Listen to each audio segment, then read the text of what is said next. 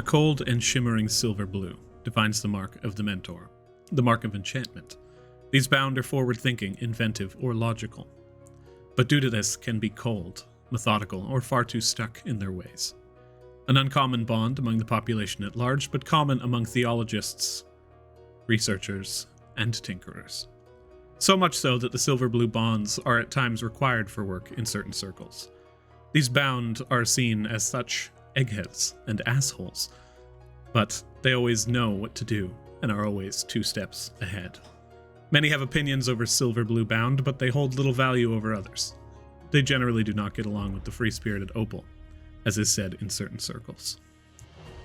Welcome, travelers, to the Dragonleaf, the tea house where tales are told. Today's tale is about friendship. Whatever happens from here on, not fucking important. Friendship. Friendships? No. Friendship. Last time. No, I'm getting ahead of myself. Too much friendship. If you like the content, feel free to leave a like in the tip jar and subscribe to our weekly tales. Leave a comment in the suggestion box to tell us how well we did or how well we did not. Thanks for listening. And without further ado, it's time to open up shop. Oh, Hello. Hello. Age, Hello, everyone. Yes, Are you lacking in friends? it's about friendship. Just one, though. One. Pick one. People. We are one. You greedy people. So many friendship. I like how you said eggheads and assholes. Asshole. I like that a lot. In like such the pretentious voice, yeah. Yes. Last time. Nice. No friendship for you. The Deviants left Cisco's basement after learning about the situation in Iron Hall, and given a 2-month time frame before the teleportation circle activates in one way or another, returned to the manor after Jojo bought a mask from Cisco that turns her into an old man. At the manor, they spoke with Talana, Jaeger, the demigod, and Morrigan about Matilda's tome. They learned about the nature of the book and about a tomb near a mining town named Endgorn, which Vincent knew very well.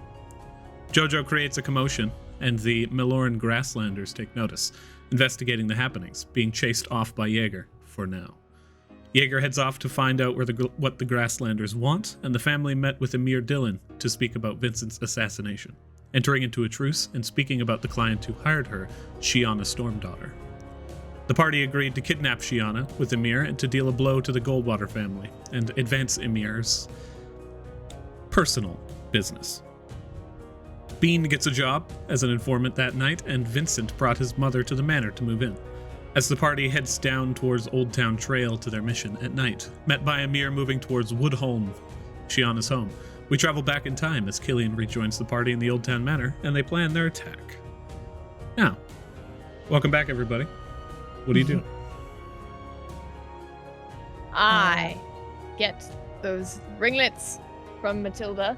Yeah, we got a lot of some heist stuff to pre-plan first before we head into it. The most sexy part of D&D, the planning. Item inventory management.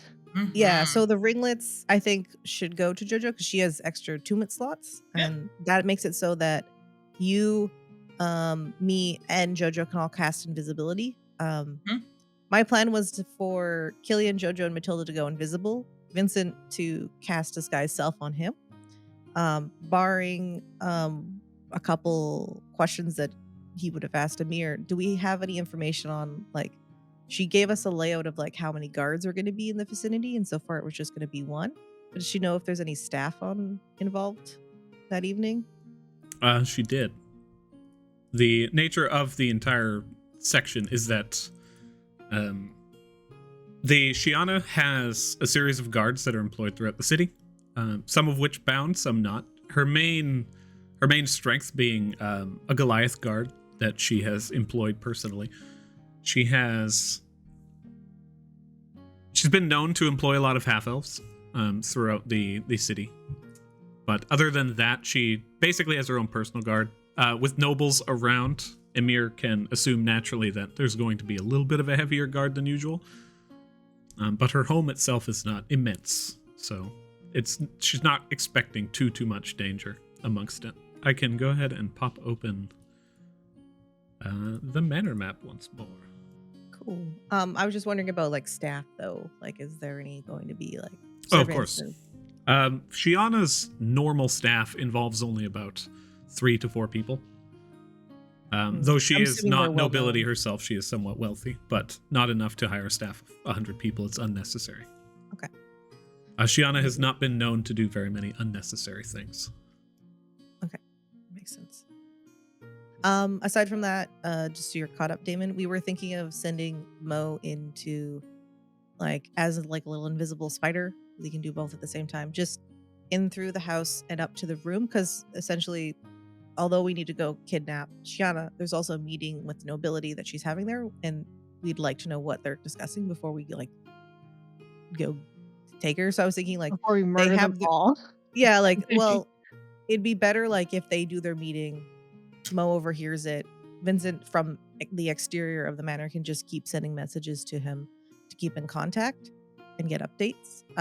Once the nobility leaves, then we can do the sneaky in thing. Because I think doing it when they're having the meeting would it would make us look worse because it looks like we're attacking nobility of Amaranth as well. So Did want to make a point. It might be good for Killian to take the Eyes of Charming and attune to them, because if your visibility drops, if a human shows up, it's a lot less upsetting than if a goblin is just like.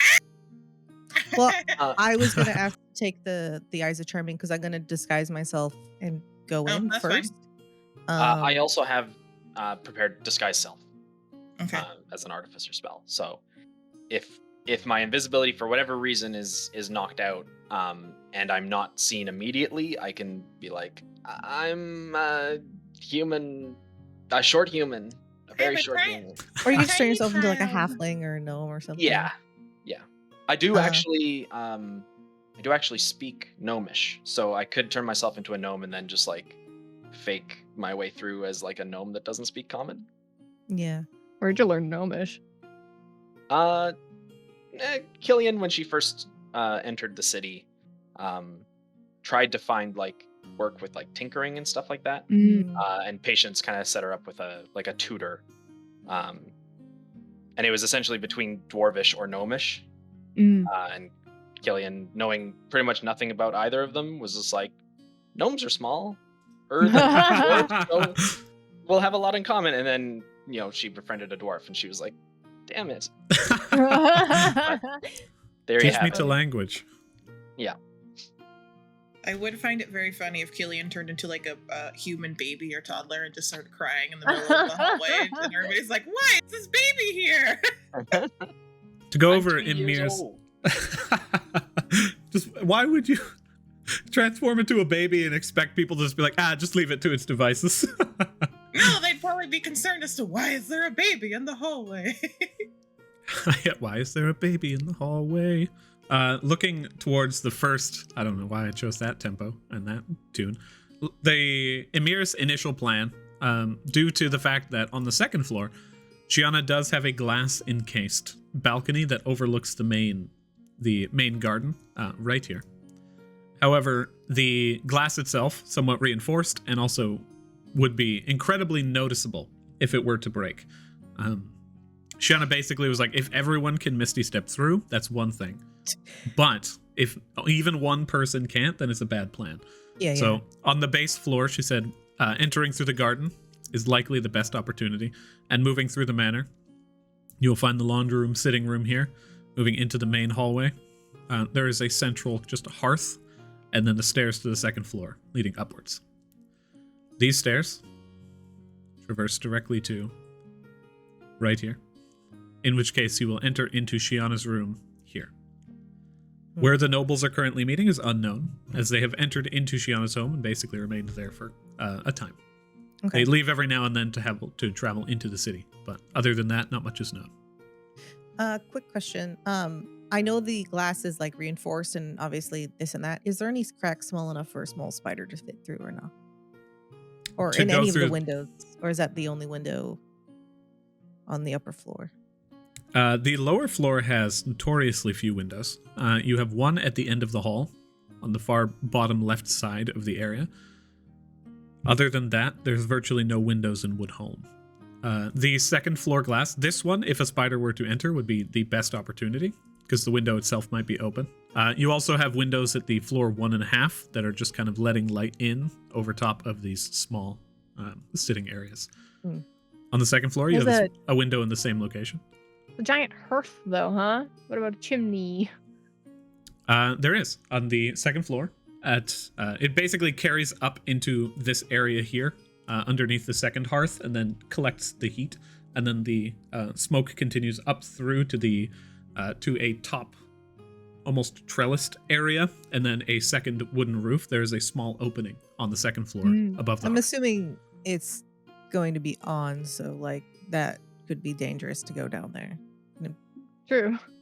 So How good is the Emir's reconnaissance? Does she have profiles of all the staff and know who the person that is the personal servant of the noble that we're going to be seeing? Because that would be important.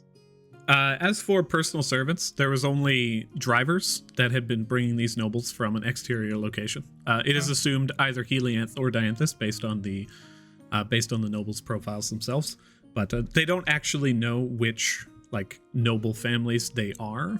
They were unrecognized upon entering the city. I meant more so as her personal staff. She probably has her own staff of people that comes into her home that are her servants or live-in servants or however that works. And sometimes, depending on how high society you are, you might have a footman, you might have a attending maid. If there was anyone that was like that, it would probably be smart to maybe disguise yourself to look like them, because if we get caught and we're in a room, we want to have a good reason as to why this person would be in her room.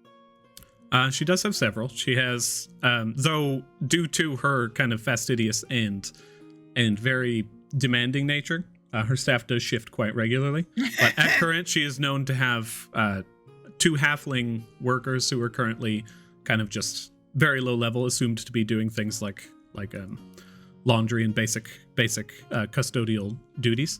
And then you have one that has stuck with her for a long time, which is her Goliath guard, who also manages her estate. Those are the 3 that are currently known among several. There's 2 human and 1 halfling workers who have been hired here recently, though their job title is unknown. She have a hot tub in her backyard. She does. Nice. She has a heated tub in the back that's kind of just a sitting room garden. I'm obviously asking the important question. I have a question about the Goliath, since they have been there the longest. Does she have their name and a general demeanor? And because they manage her estate, I'm assuming they're not just muscle. They're pretty... Maybe this is just my bias coming in, but so they're not just brute dudes stand there kind of thing. Musclehead? Yeah, muscleheady. The Goliath's name is Barag Greenrock. Tribe name unknown. Is there any traps or anything we should be aware of? Has anyone got a chance to case and get that information? This is everything we have gained was just from Emir. I don't think we have been able to go there yet. That's what I meant. When I use we, it's not always in the sense of us. It's the royal we. Yeah. As far as it is known, she does not trap her home. Vincent, go ahead and roll insight. Is anyone else proficient in insight? No. We're a logical campaign. So no. We value logic here. Get out of here with your insight. I'm just good with my hands. 16. Vincent, this portends to you that she is actually rather confident in her own abilities. That she would not place any kind of defenses within her home. As far as you're aware, not even very many of the doors inside are locked. Emir managed to get that information from the people who built her home itself over 40 years ago. Rank, right? 7th rank. She's 2nd rank, right? 7th rank, yes. Yeah. She's reaching divinity. Okay. Vincent would come up to you guys and basically let you know that although she's confident in herself, it could be because she has a lot of contingencies put in place. So just keep that in mind. Ways out and maybe means of magical communication with the outside. Do so we if she have gets taken or kidnapped, she could just simply let someone know. Our escape plan is just walking out the front, or the same way we came in, right? I also wanted to incline about that. Where are we to take her once we have her? It's too bad we need her mind, because if you really want her to be quiet, you could just give her a lobotomy. That usually works pretty good. I'll say We'll at this keep point that is, in mind. as you guys are in the beginning planning stages, I would say Emir arrives at this point. And as opposed to walking cool all down the street and then just like striding forward and being like, let's go, and turning around and walking away, she instead does what people should do and joins you in planning. As she moves into the home and kind of sits alongside you all, she points out to a small section of the map, the Amaranthian map, rather, a map of the city that she carries upon her, and she says that I can't manage to keep anyone specifically at the family manor, since this is not exactly a sanctioned mission, but I do have a place that I know in Masks District that I can bring, well, just about anybody. Okay. Oh, I guess we'll go there afterwards. Do you not have a dungeon in this mansion? Is that not a common thing to have? Even if we did, love, like you said, if we bring her here, it makes our family might look a little suspicious. I have the same reason, so I can't exactly reprimand you for that. It's just going to cost me a little bit, but these things take some gold sometimes. Also, at the end, after we've interrogated her and you've learned all you can, and I just want to bring this up to make sure everyone's comfortable or on the same page. What is our, end plan to get rid of her?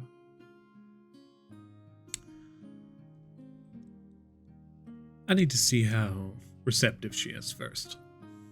She might be useful, but if she's not, I'll handle that part. What? We could always dump her in the middle of the woods. That's a bad idea. It's easy to find. What I want, first thing, ideally, we would actually get her to admit to this, produce a little bit of evidence. Solid blow against the Goldwater family, and Joaquin and Umberlee will take the hit. Do you have any means of proving that? Some type of recording, or is it going to be your wood versus hers?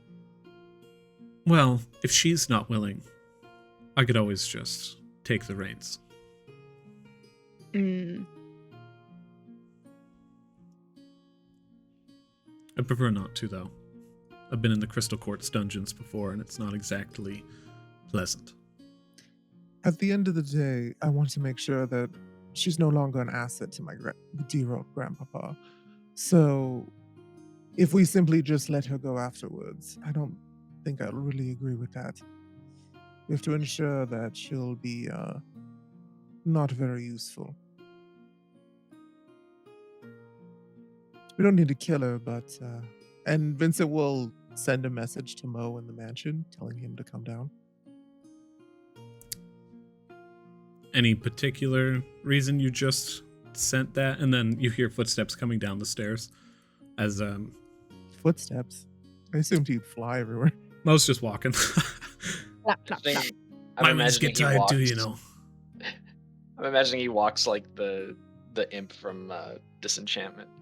Just like super derpy, slappy feet. Yeah. It takes him a little while, but he makes his passage down. He's basically just standing there, reaches the other side, looks towards you. He has a towel over his shoulder. He's like, what can I get for you, master? He'll point to so we're not shouting across the room, spot next to him so he can come over. I have something to ask you, Mo. Emir, this is Mo.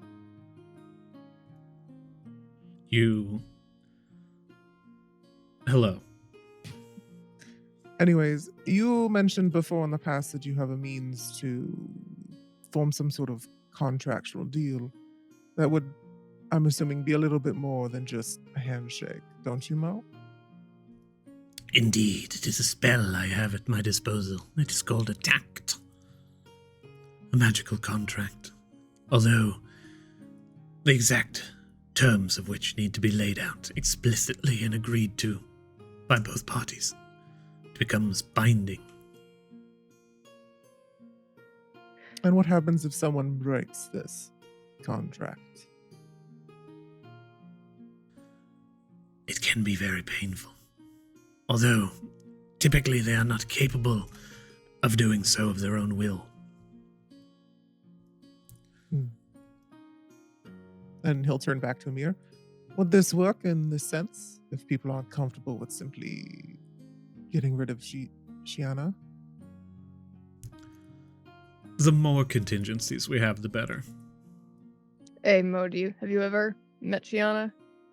With through the Umberlee family? No, what? Who is this? Why are we even talking about me? This is not my story, is it? I'm done with listening to you. And then he just turns his head away from you, Jojo. If you don't know, you can just say so. There's no need to be embarrassed about it. I said I was done.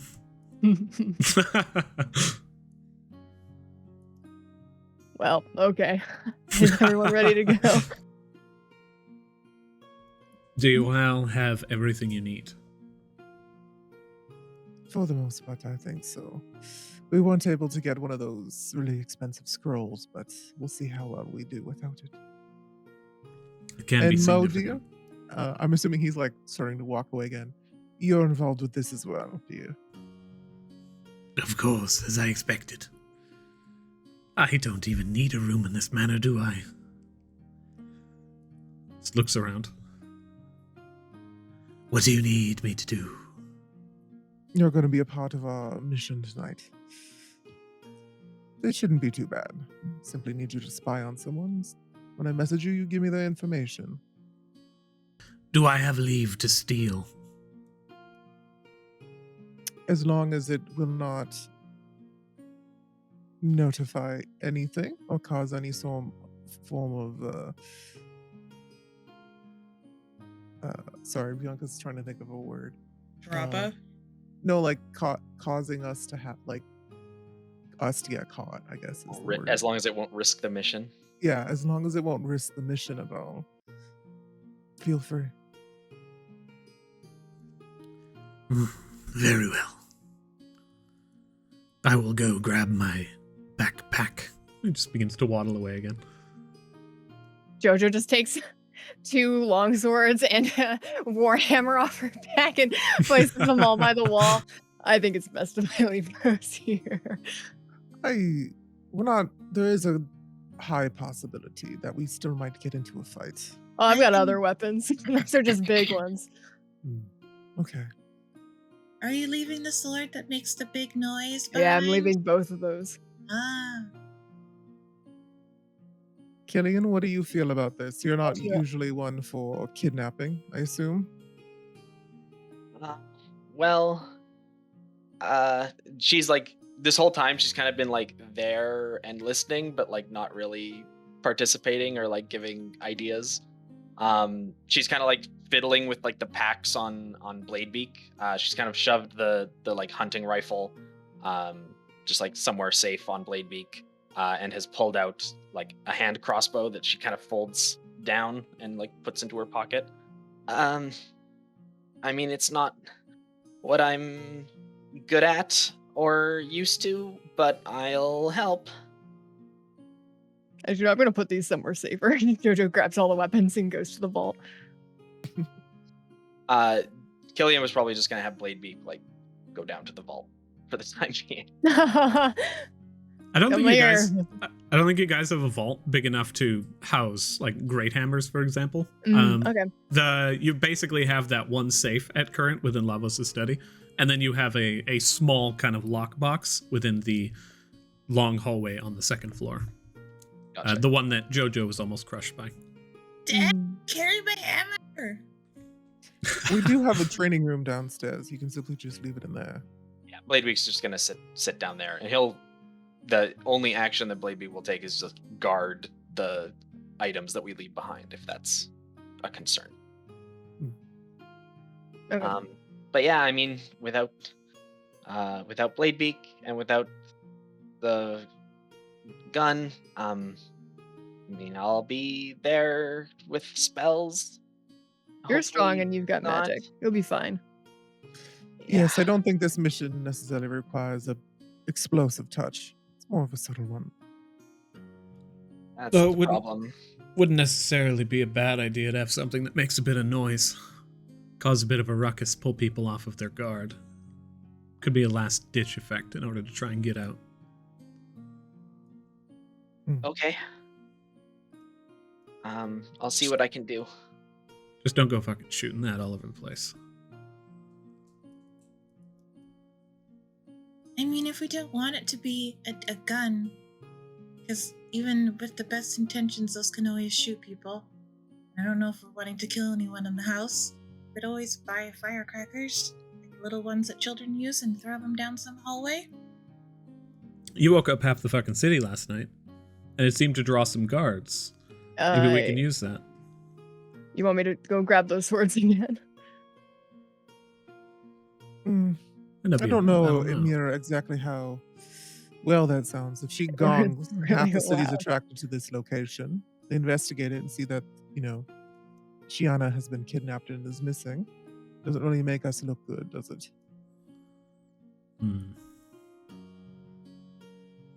I did talk to those grasslanders. I don't think that I think they'd be pretty easy for them to put 2 and 2 together, unless they're complete idiots. You see she's sitting back and thinking about something, and then she just kind of like snaps back to the conversation, just nods, and continues looking down at the map.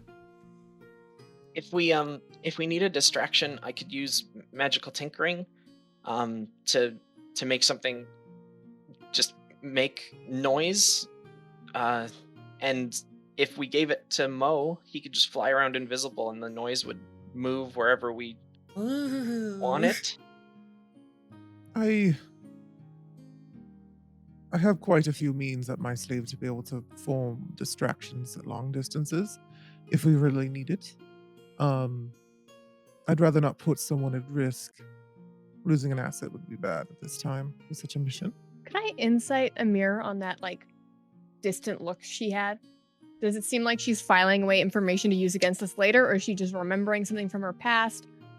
Like that's the kind of thing I'm looking for. It's a hard stare. Go ahead and roll insight. You're right. When she was focusing, I should have switched to this song. 19. It's pretty 19? good insight for JoJo. As you focus in on her, thinking about just what it was that she was thinking, in fact of her being like, oh, a distraction and bringing the guards nearby might be a good idea. And just listening intently to you guys, it does seem like everything you guys have been saying, she's kind of filing away, but you don't know if that's a means of the job or whether or not that's her specifically like planning against you guys. Yeah, if she's planning against us, or if this is just like her normal, like this is just what she does. It's like her default. Go ahead and roll a dice here. Also, I can't hear any music, Adrian. I'm not sure if that was intentional. I think you probably have it on your side. The music's coming I can through hear for it. sure. And then beyond that, what can you gain here? I think you just don't know. Looking at her motives are incredibly difficult to read. Mm-hmm. I expect nothing less of Syric's family. Well, unless anyone else has any more questions or worries, do you think it's about time we head out? You mentioned that most of us would be invisible except you, Vincent. How? Well, Matilda can cast invisibility innately. Me and JoJo both have the ringlets, so we should be able to cast it through them. And that should be the 3 of you. And I think I can get by with my pretty little face. Well, it'll look different, but it'll still be pretty. Understood. And I'm sure you've got your own thing. It's Emir. I can handle it. I got my own. Don't worry about me. as much as I don't mind playing the broody one sometimes, it can get a little, tiresome. So maybe open up a little bit. But we'll work on it. The way we usually work is that we just trust the other person when they say something. It's good to know each other's abilities, but when you work with a lot of different teams, it's a better idea to not let them know everything that's happening. Just a little advice. To each his own. Well, we good to wrap up here? Yeah. Think so. If things go south, feel free to try and retreat outside. Probably regroup at the family manor if anything happens and we get split up. Okay. Are we supposed to wait for a specific amount of time, or do we just leave immediately if we get separated? Or what if we meet up at, where's the place in Mass District that you were wanting to go? She pops open her Amaranth map once more. Let me Oh, that switch over fucking to it. Chariot Inn, is it? No. Oh, have you been there? Unfortunately. No, it's unmarked. If you look in towards the area, follow through from the outside of the interface office, enter into Mass District and circle around. You're going to want to go this way, this way, this way, and into the center courtyard. It's a small trapdoor around the other side of a fountain. In Okay. this abode, if we just stroll in there, we won't be, disturbing anyone. If for some reason the very unlikely situation occurs in which you guys get Xiana and I'm not there, you can't just stroll in now. But if I'm there, no problem. I don't mind meeting up at that location, but it seems a little hit or miss depending on the situation. So I'll let you all be the judge. And Matilda, to answer your question, I'm not sure. I'd have to leave that up to your judgment. Okay. Well, it's like you said, we'll just have to trust in each other's abilities and plan to meet there regardless.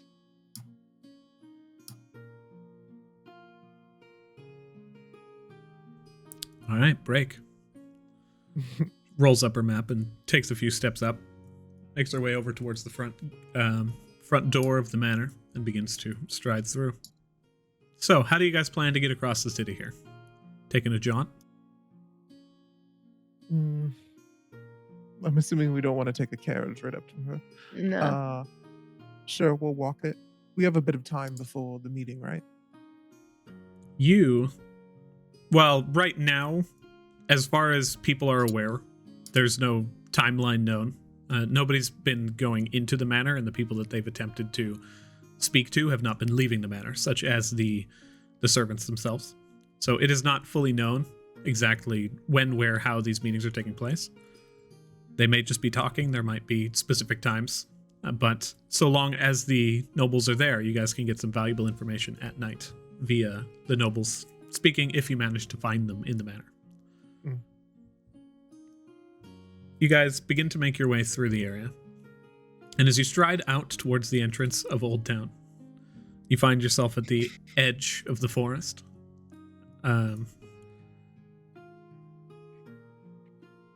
Vincent, you take note of a few armored individuals, a halfling and a dwarf, off to the side of the area who are just kind of sitting around. And they seem like potentially local guards, but they are standing and vigorously on watch. They seem to be attempting to not make their presence known, but as the moonlight kind of glints off of their armor, you take note of them just off to the west. Okay. What are they wearing? Like Amaranthian guard? They're wearing greenish blue tabards and half-plate armor. They definitely look local. You see the dwarf and the halfling. Okay. And have I ever seen any of the Amarantian guards, or like the ones that like specifically go around with nobility before, and what colors they wear and their gear? Oh, the Amaranthian standard is a like floral lavender. Whereabouts They're very heavily decorated as well.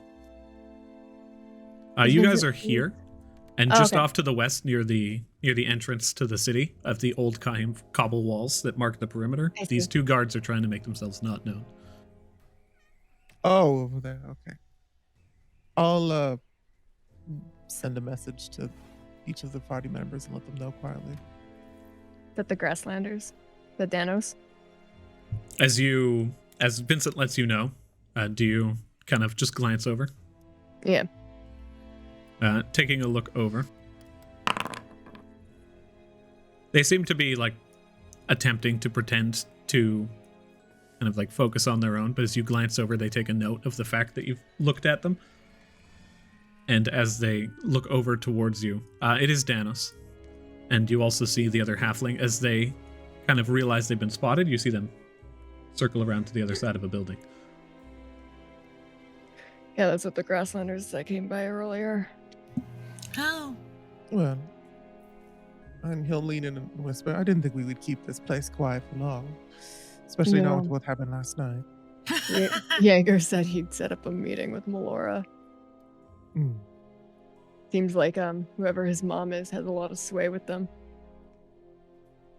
We need to be worried about the fact that they're nearby. Are they friendly? I don't I don't think we'll have a problem with them. We just haven't really made ourselves public yet. At this point, I think the man is up into a certain condition, and Lavo seems to be more comfortable with his surroundings. Eventually, we're not going to be able to keep this place secret anymore. And of course, the Amaranthian family might not like this, but I'm sure we can deal with it. We don't need to go parading it through the streets, but I think they're a problem for tomorrow.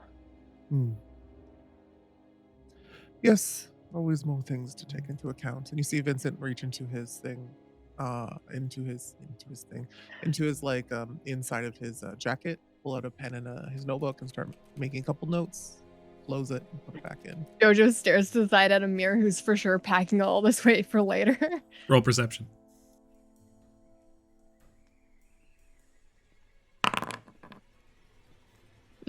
Five. You look over to where Emir was previously as you guys were walking down the forest road. She's not there.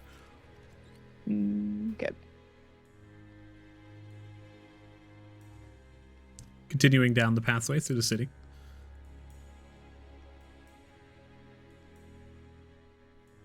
You reach the central gate, and you see that the guard's kind of standing there, just leaning back.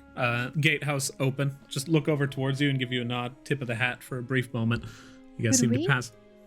Could we try and I don't know if those Grasslanders are following us, but I think I want to try and shake them. Or you guys, or we might cause notice by trying to shake them, but I don't want people following us from Old Town to where we're about to do this heist. Well, we'd have to Sure. add a character. Let's confirm if they're following it or not. And then in character, Vincent will be like, "No, are they following us?" Go ahead and roll perception if you're going to take a look. I need my character. Hold on.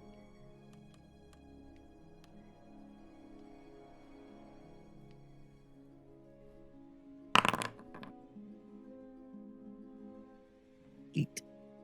8. You glance around. You do not see them. They were in like armor, right? Like. Oh, I said heavy half armor? plate. I meant breastplate. That Okay. was my mistake. Still, I don't want anyone following us to where we're going. Should we split up? If there's only 2 of them and there's 4 of us.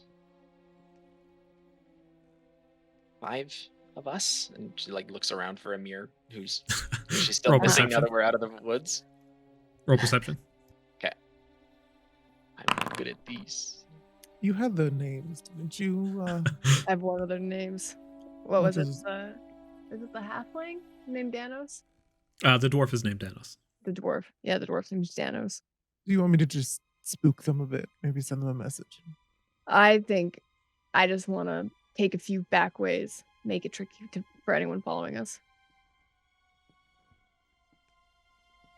I don't think I want to spook them more. Okay. We can try and shake them, I guess. How do you guys do that? Hey, Matilda, you know that the walk we went on, you went through a lot of weird ways. Can you take us down some weird back alleys? Try and shake them? Yep. Follow me. You are currently your goal of Woodholm in the Whitewater Key. I don't actually believe that I ever pointed this out to you guys, did I? I don't think so. The Woodholm in the Whitewater Key is right next to the Whitewater Goods Market, which is in this area. But she sits kind of right up against the outer walls right here. So let me go ahead and mark that with a square. Pretty close to Joaquin's. Though a member of the Umberlee family, as far as is understood, well, it's obvious that it is understood, she sits within Joaquin's district, which implies that she is probably quite respected. As you look onwards, you have 3 directions that you can go, Matilda. You can head into... You basically sit at the crossroads of 3 districts. You can head into Mistress District, you can head into Ishtar's District, or you can head into Ayun's District.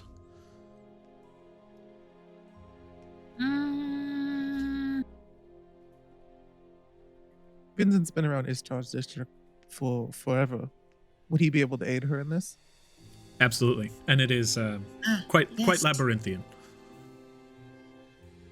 Yeah, Let's also do it's that night, one. so it's the most bouncing it can be. It's an entertainment district. As you guys Losing them in the red light district. Yep.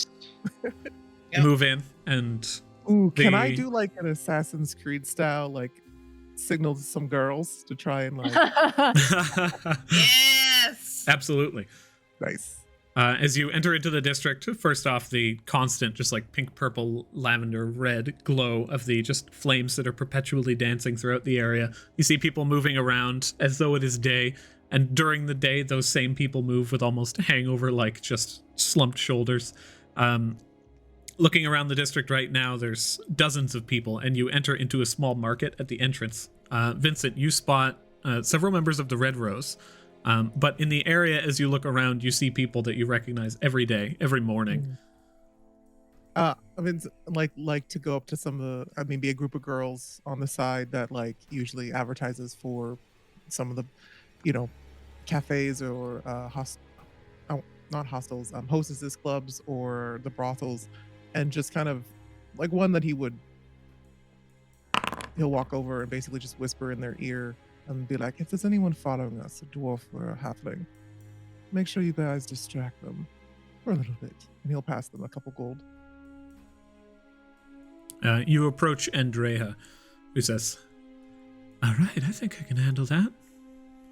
This gold might turn into a bit more by the evening if I manage. She looks towards you and she's like, but you owe me one. Of course, dear. And he'll give her one of his charming smiles. One of the charming ones. She smiles back, gives you a peck on the cheek, and kind of sits back. You see her move over and begin to talk to a few of the people at the stalls. And Matilda, as you glance around the city, you find particularly labyrinthian areas, like just back alleys that lead to various different stores, finding staircases that lead up to a second floor, kind of almost sub-street, and then over and around. I need both of you. Vincent, roll a general charisma check for me. I did want to say that it's like if you were in Matilda's head, it would be like she's like zooming in and she like looks down one hallway and it turns red. It's like, don't go down that one. And then she looks down. Just general charisma, not persuasion? Or No, they are perfectly persuaded. This charisma check will determine the bonus Matilda gets, as she already has advantage on this check. Okay. A 21. Matilda, you can roll a stealth check. Okay. And Ninja? you can roll it with advantage plus 1d8. Everybody else roll stealth with advantage. 8. Advantage. oh shit, I need to reroll that. Oh. Oh, sorry, I forgot to. forgot about Ninja Yeah, Eye. I got mine too. Ninya. This is why I need to set up a macro. Do you want us to re-roll or do you? I do want you to reroll. Okay. Those are amazing rolls, though, so I will just keep in mind how good the first set of rolls were.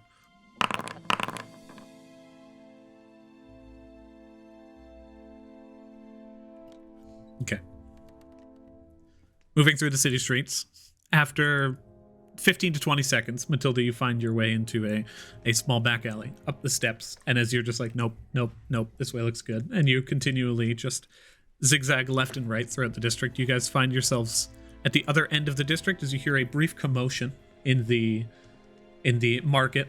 You hear people beginning to move like over into the area, and it seems like some kind of just small commotion is being set up within the area, like laughter and various different footsteps. You can almost hear like Irish dancing begin towards the area, and then as you reach the other end and out of Ishtar's district in full, looking around, you do not hear or see really anybody as you leave the busyness behind, enter and take a long straight path that would be incredibly difficult to hide a dwarf and a halfling. You do not see anyone following you anymore. I want to say that she's not like looking like making it look. She's just like walking with her like hands behind her back, just like looking like she's going on like a little stroll while she's like leading everybody down these little pathways. You continue along the path. It's right about here that an old woman begins to approach you, wearing a thin shawl, kind of like wearing dark blue, hair kind of up in a bonnet that's now covered as well by a small, like just lace cloth, and she approaches you, and she's just like, "You guys ready?" This is what you chose. I can ditch it quickly enough. Okay. No one pays Yeah, we're attention. ready. I don't think we're followed. Is your body frail? No. It is deadly. Any other questions? I don't believe you. I can prove it to you if you'd like. No. We can, you guys can deal with that later, I feel. Follow me. Makes her way into a small, more rural area, just around the back of Syrian's district. And you begin to get into the areas, Jojo, that you're incredibly familiar with. This is your morning pathway. Entering into Joaquin's, never sleeps. You see the hustle and bustle and mad amount of stress that just permeates all of the workers of this area that are just hitting that cusp All of the high society cocaine. and working to keep it. I imagine this like Vincent- Wall Street. Just everyone's like, stonks. Yeah, if not a tweaked like, or not a rested face to be seen within this entire district as far as you move through. There's the occasional store owner who's sitting just like, "You want coffee?" "I know you do." It's just waiting for the next group of people to come by. But as you reach the outer edge of Liberty's Manor, Joaquin's own massive golden estate, you look over and you see the old and heavily renovated Woodholm off in the distance. Okay. As we're getting closer, Vincent is going to take his cloak of many fashions, because right now it's just like his normal, one of his suit jackets. It's going to shift and change into like a long cloak. But once he's seen like the sort of not like not the floral lavender, like really hoity-toity like bright ones that they used to do, but like more of just a dull lavender, just a hooded cloak, long, made out of like a nice material, and he's gonna put it up over his head, and then he is going to shift into. It's not like a knight in like armor or anything. It's gonna just be like more of like someone who would be like an archer or roguish sort of individual, but who would still be a part of the floral lavenders, but like again very dulled uniform, and like just like a human. So you are shifting into the Amaranthian standard, the guard of Kind just of. the city in general. Yeah, but one that would be like, oh, this person's probably undercover. Like Interesting. they're not trying to be like a knight marching through the streets being like, look at who I am with this noble. He's just trying to be like, this is someone that would be a discreet person you would hire to escort nobility. Ooh, interesting. Yeah. Brilliant. Go ahead and roll for this one. Well, you do. You become this individual, but I'd say roll insight in order to attempt to discern from your history as well this kind of like elite guard. You've probably spent some time observing them in your past, so go ahead and roll this with advantage as well. 19. Okay. The elite guard of the Amaranthian Standard do indeed move with the nobility in the social circles. So as you begin to propagate yourself with this individual outfit, not too many people pass by or take a look. You kind of like duck into a back alley and you begin to hide yourself. Pretty convincing. And you begin to move with the same kind of just rigid movements that you remember them doing. I am still male. I look quite a bit plainer, but still somewhat pretty. But someone Are you who's like buffer? more. No, Okay. I'd say because they're supposed to be like a roguish individuals, they're still pretty light. They look dexterous. And my eyes are always like shifting and looking around, like I'm always on watch. Should we go invisible? Maybe not yet. We're still a bit off from the place, right? Yes, you are. You can see it actively from where you are at current. It's just about midnight from where you guys are. Actually, probably a little past midnight with the small detour. And as you find the house, people randomly pass by. Emir's in her like little disguise, right? She was dressed as an old woman as she moved about the city, but as she gets here, she kind of just begins to throw off the clothing and is now buckling down just these brief kind of black leathers just in case. Emir, do you want to scout the place out? Spells would only last for a certain amount of time. I don't feel like us staying here for more than an hour is necessary. I could take a glance at first. Give me your imp. I'll send a message to Mo. He's probably like invisibly floating around. You send a message to Mo to let him know. He comes down and is just like, "Did she just say give me your imp? How fucking rude this woman is." I'll send him a message back. Some people aren't as polite, dear. Some people need to learn their manners. Kill her Just in her sleep. Nah, let's not do that for now, dear. Just indulge her. And you'll be saying this in a message to him too. And then he'll like point towards her and like be in another message be like, just transform into a spider and sit on her shoulder. I'll let her know you're there. He moves Don't forward. reveal herself. He lands on her shoulder and then shifts into just this heinous looking rat. It's just like in her ear and just sits there and just slams his head down for a second. It looks like he's just plagued and disgusting, and then just slowly shifts into a spider afterwards. Just these long hairy legs, fangs like ready as it's just reared back slightly. Emir just looks down at him. Lovely. That's so cute. I'll send him a message being like, dear, there's no need for theatrics, and more subtlety is probably in line. If I promise not to speak to you in Abyssal, will you let me pet you? You like move up to Mo and and ask this, and you see just like slowly turns towards you and just rears up again slightly. Oh, okay. Brings itself back down. Emir's like, all right, enough of this. Turns and begins to make her way through towards the manor. You see her just kind of dart out and off into the distance, throwing up her hood. How long do you guys wait? How far is she away? More than 120 feet? As she begins to run, you can do something if you like. But as she moves over towards the house, yes, she's several minutes away. Okay. I'll give her like, well, up to the group, 5 or 10 minutes, I guess. Okay. She seems like one who would work fast. Should I disguise myself? You'll have limitations on the amounts you can do that, right, Dia? I can use it 3 times right now. I would say I- hold off until your invisibility drops, so you need to move Yeah. in. I still think invisible's best, Killian, for now.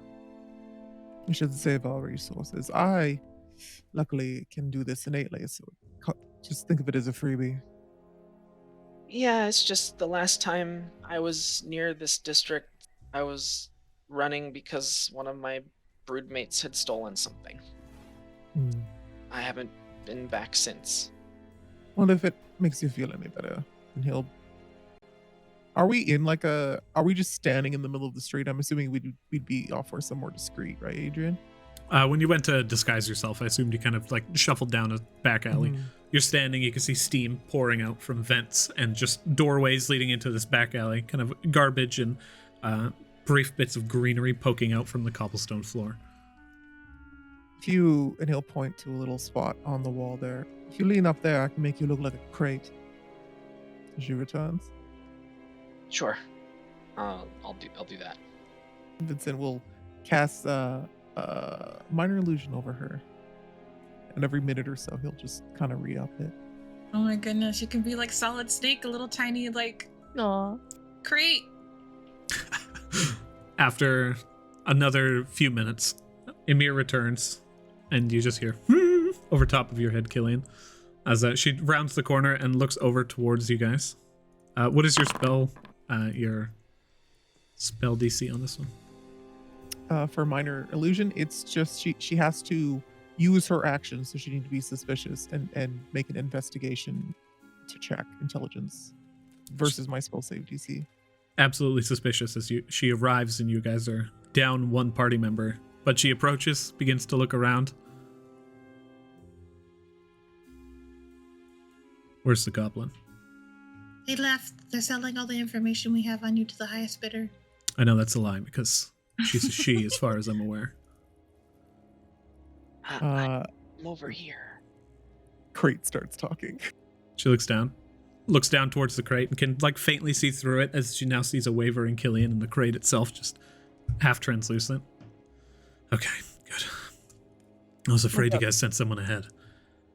There is one more member. Seems to be a new hire. There is a naturalistic looking woman who is sitting around in the back garden. She's sitting with a dog. Not a fan of dogs. There's not many druids in the city, but maybe. Xiana has deep pockets. Ranger, maybe. Well, does she seem to be on the lookout, or is she attending the garden? She's currently sitting down. She's sitting down for a few minutes and just petting this dog. Oh, Maybe a guest. Well, we could still send Mo in, see if they can get in through one of the windows. If that fails, then we'll have to reassess then. So the dog being able to smell, does it look like just a pup, or is it somewhat trained like a bloodhound? It was wearing leathers. I'm assuming that it's some kind of a guard dog. It seems odd that they would bring this in, particularly in the time that we would need it. Or not need it, I should say. Interesting. Maybe Xiana's a little bit more on guard than I had predicted. Something might have happened with the nobles. I don't see a possibility in which we were discovered this quickly. Yes. Could be more in that regard. First- Anywho, The first floor window had a guard posted outside of it, but she was just kind of what looked like paying attention to the kitchen to the north. The second floor window was pretty much abandoned. That might be the entrance. did you for see any Mo. of the signs that nobility was in tonight? Looking through the area, I didn't see any of them wandering the hallways, so they must be holed up in a room somewhere. how high class is she? Is there a servant's entrance? There is. It's through the outer garden. Hmm. With I the think that's- dog? Letting it go going in. We need some way to get rid of that dog. Even if you guys are invisible, there's a good chance it's going to hear or smell you. But we can see if a distraction will work. Can any of you cast sleep by chance? Unfortunately, no. If I had known ahead of time. Does anyone there have would the been a ability? dog. Is there an ability anyone has that can make a smell? Isn't there a cantrip that can do that? I can do that. I could infuse just a couple some stones, just something to drop behind us, or to drop somewhere else. They have to be really close to it to smell it, but I could make it smell really bad. Dogs like bad smells, right? Well, they like things that kind of smell yucky. I put my hand in my bag, and am I able? I would like to pull out something dead. I don't know what it is, but I'm pretty sure Matilda has some sort of tiny animal that's no longer living, like the dead crow that we found that one time. We can't use narrative items mechanically. If you do okay. have a dead animal that No, you then have that's collected through, then that's totally fine. Never mind. Would we be able to say, like, she has the dead crow, and then I'm like, oh, that smells awful. Yeah, I'll use that smell. If you I don't remember collecting one, but if you absolutely collected a dead crow, then I'm I did on the very first episode. There was a dead crow up my waist because I found it on the road. I'm sure But it it's smells been a- terrible now. Yeah. It's been months, I think. It's in a bag in my bag. I also have the ability to make odors, but they would only last for a specific amount of time. The maggots have been doing their job. It's almost a skeleton. I kind of want the bones. You have maggots in your bag. Oh, Yeah. they're great. and bones and teeth. So, Killian, if I understand this, you would apply this odor to an item and we could put it somewhere, like throw it to attract them? Or... It'd be more of like, oh, if it smells us, we could drop it. Like, because it needs to be really close. They can only really smell it like within 10 feet. But if we were sneaking around and the dog started to smell us, we could drop it and then potentially sneak somewhere else. We could do it 3 times. They might get weird about it if they are able to detect magic. They'd be able to tell that I infused or that I tinkered with this thing. Well, if they've got detect magic, they would sense the invisibility regardless. I think it's good to get a few of those stones just as distractions for the dog anyway. Yeah, just make sure when you drop it, because it will become visible. It's not visible to the human. I don't care if the dog sees it. Just a side note: detect magic can only like definitively see sources of magic that are visible. So she will be able to detect that there is magic within 30 feet of her. She will not be able to find your location. Yeah, I just meant that she'll know that there's magic within 30 feet of her, which she wasn't before. Correct. Yeah, then I'll take. Might as well If you do it with each of them. If you want, you could find a way to load the corpse into your crossbow and launch it and make it smell. It'd make a lot of noise and it'd be very visible, though. I mean, it would just be like a dead bird falling from the sky. That's kind of ominous, but I mean, gods live here, so weirder shit has happened. And I think I'm okay with the stones. Okay. also, the stone would be attached to an arrow, and that's just mighty suspicious. You mean the crow? Well, we can't use the crow mechanically. Yeah. So I'll just like pick up like splintered wood, the little bits of cobblestone that might have shifted out of the street, things that are just like very generic. Are there any sticks nearby? It's a dog. They like sticks. Make them smelly sticks. Yeah, is there a stick? There's always sticks. At this point, Emir's like, I'm gonna go take a second look. Okay. Well, I'll stop her. I don't want to have to wait around here for. I'll send her a message being like, "That's unnecessary. We're about to leave." She nods. All right. Yeah, I take out my like smith's tools, and each of these objects I just kind of like hold and I like infuse magic into my hammer, and then just give it a little light cap, and it leaves kind of like a little sigil that just fades into the object and immediately smells like rot. You just both Emir's like, oh, and then the spider on the shoulder just begins to dance slightly. Matilda sniffs it. Vincent will start to get ready to cast invisibility on Killian. So let me know when we're heading out. We only got an hour with this, so. Yeah, let's get those going and let's go. And Jojo will also pull out a little, like, it's a resin bead almost with like an eyelash in it. And she'll start doing like the components for the invisibility. Mine kind of comes like a feather comes out of the air, and Matilda like grabs it and she draws the feather along her body, and as it does, she slowly starts to disappear. When Jojo attuned to the ringlets, they became more like armband cuffs. Like they like went all the way up to her biceps. Nice. It's just funny because, like, in the equip slot, you're just like, can't wear gloves, dude. I got this. I was like, but that's, it just works that way. Yeah. Vincent That's does fucking cool. the like, as we're about to leave after he casts his invisibility on Killian, he does like the cool anime boy thing where he slicks back his hair and he's gonna cast awe on himself. One strand, boom, comes out perfectly. Yeah. Also, Matilda, in your invisibility, I picture it being very camera dependent. So, like, you wave it and just like the top half of your head goes away and just like you're erasing yourself. Yes.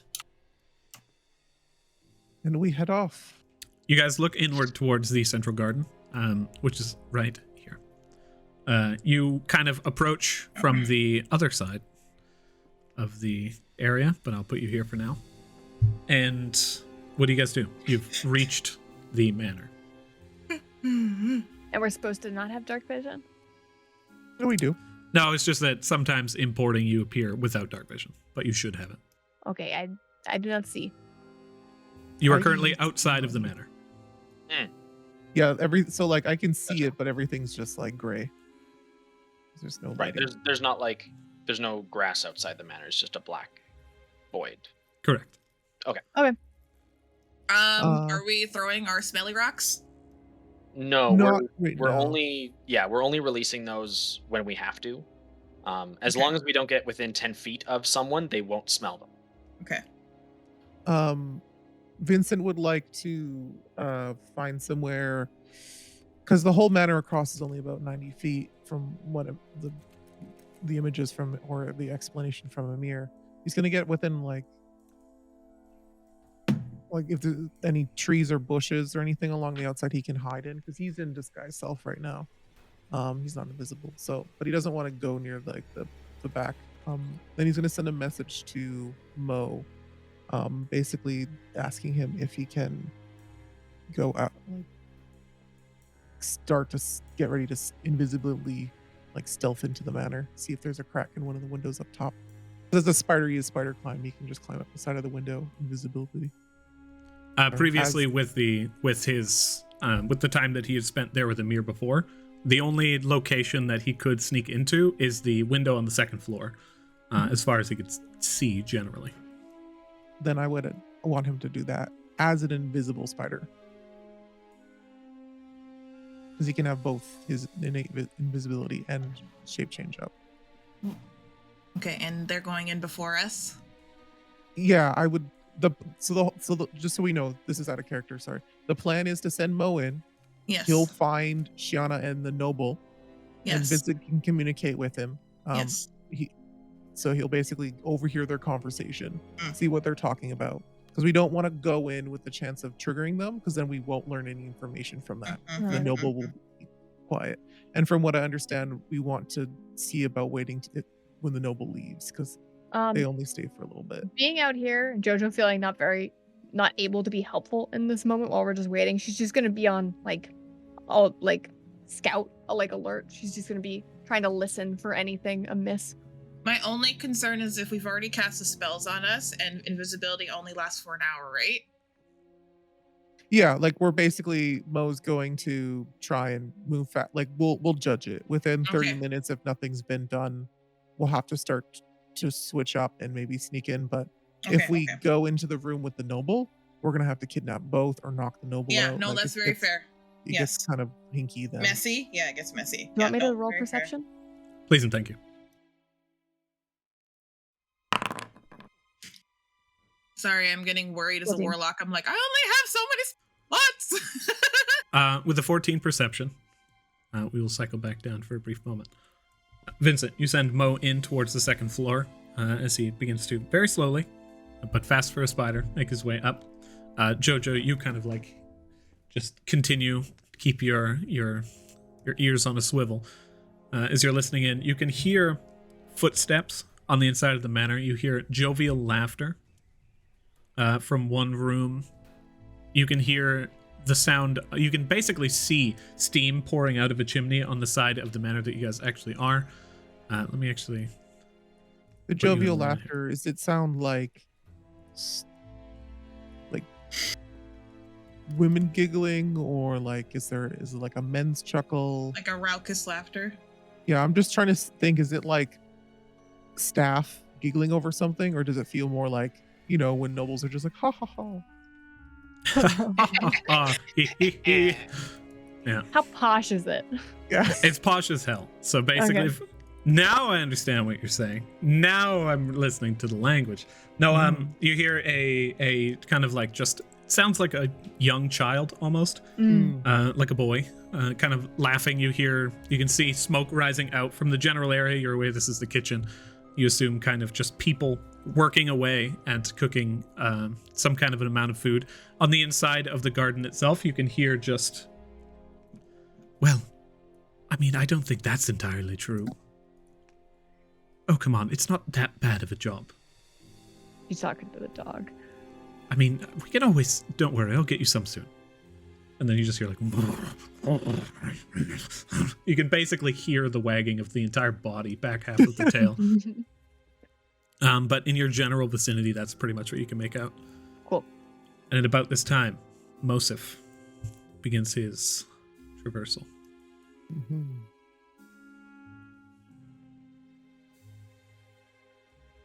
I've made a series of rolls to determine whether or not the invisible spider Mo is noticed by the guards.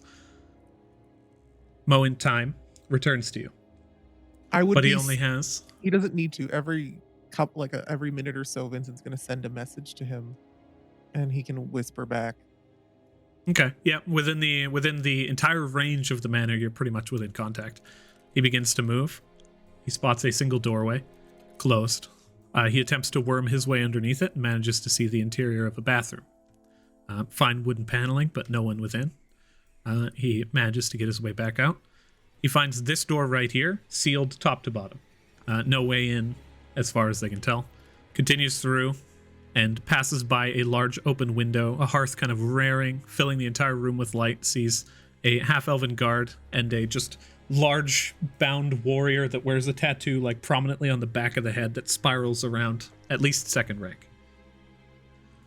Continuing through, tries to worm his way underneath this door, and I'm gonna have to make a roll for this one. Does not manage to. Gets to the bottom of the door and then hits kind of this just little insulation bit. Cannot make his way through. Continues. Worms his way underneath. Is he able to sit up like the doors instead of just jumping around and just hear if there's anyone inside before he attempts to go in? There's no sound that he can hear from this one. Okay. The room itself... actually, well, here, let me see what his passive is. No, cannot hear anything. Cool. Passes his way in, sees the guards, relatively empty.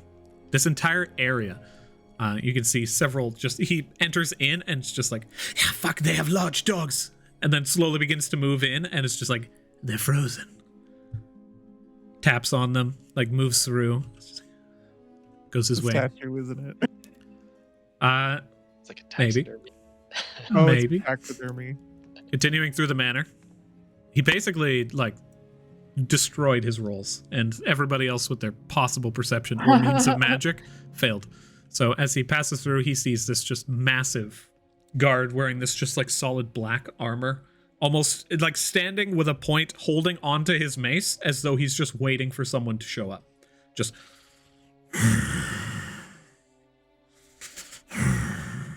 Just fucking in ready mode. Heavily Just breathing. give me a reason. Just Someone Really around want that some fucking action corner. tonight. Mo continues to move through, but there is a guard standing here. As Mo begins to approach, the guard almost looks over suspiciously for a brief moment, and Mo takes a back step. He does not continue down this hallway. What does that guard look like? Vincent would inquire. A half-elf female standing with a just like metallic plate helmet that almost covers the face. It has these little slits in it. And this is the only door thus far in the manor that has someone standing right in front of the door. Currently, yes. It's probably the right room. Continuing through, Mo sees another one of those strange, kind of just like dark armored guards who is also standing just over and over again, breathing heavily. Does it seem odd the way they're like? Is it just like they're ready to go and that's just how they are, or does it feel like almost unnatural? Mo is unavailable to make those kind of like discerning features. He's not the smartest of the imps in the bush. Well, I would just be asking him these questions and then, but I guess I'm not there, so it'd be. He says, Insight. "I know personally from my own home history, the ones who were created alongside me and the ones who were born naturally are just as fucking weird. So this sounds normal to me." Mo I continues. also have asthma. He makes his way and finds the front entrance. More taxidermied, just heads of slain beasts hanging on the walls. And he finds a door placed off to the side behind a large statue of a taxidermied turtle and attempts to enter into it. But as soon as he reaches the door, it's completely sealed like the one upstairs. This one you know to be a sitting room. And the one upstairs that Mo could not enter was Xiana's bedroom. At this point, Mo travels the length of the manor to return to you and arrives back at your disposal. Okay, I'll regroup. How long did that take, do you think? Probably a good 20 minutes. Okay. And then he'll basically he'll rouse the group because he's the only one that's visible and get them all so he can like tell them the information. It's a good chance they're in the room with the guard, but that room behind the statue seems a little funky. How many guards was that? 5? There was 1, 2, 3, 4. Yes, that he could see. And that's quite a bit. Only one of them was bound that he could tell, though. The other ones were just loud breathers. They're mouth breathers. Very much so. Might be it seems a little unnatural, but maybe they're just weird. Well, Emir, you're the expert on this stuff. What do you think? Roll a persuasion check.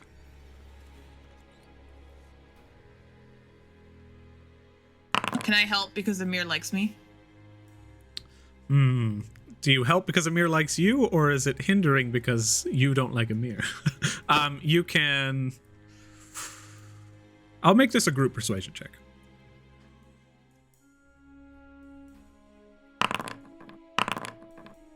Whoops.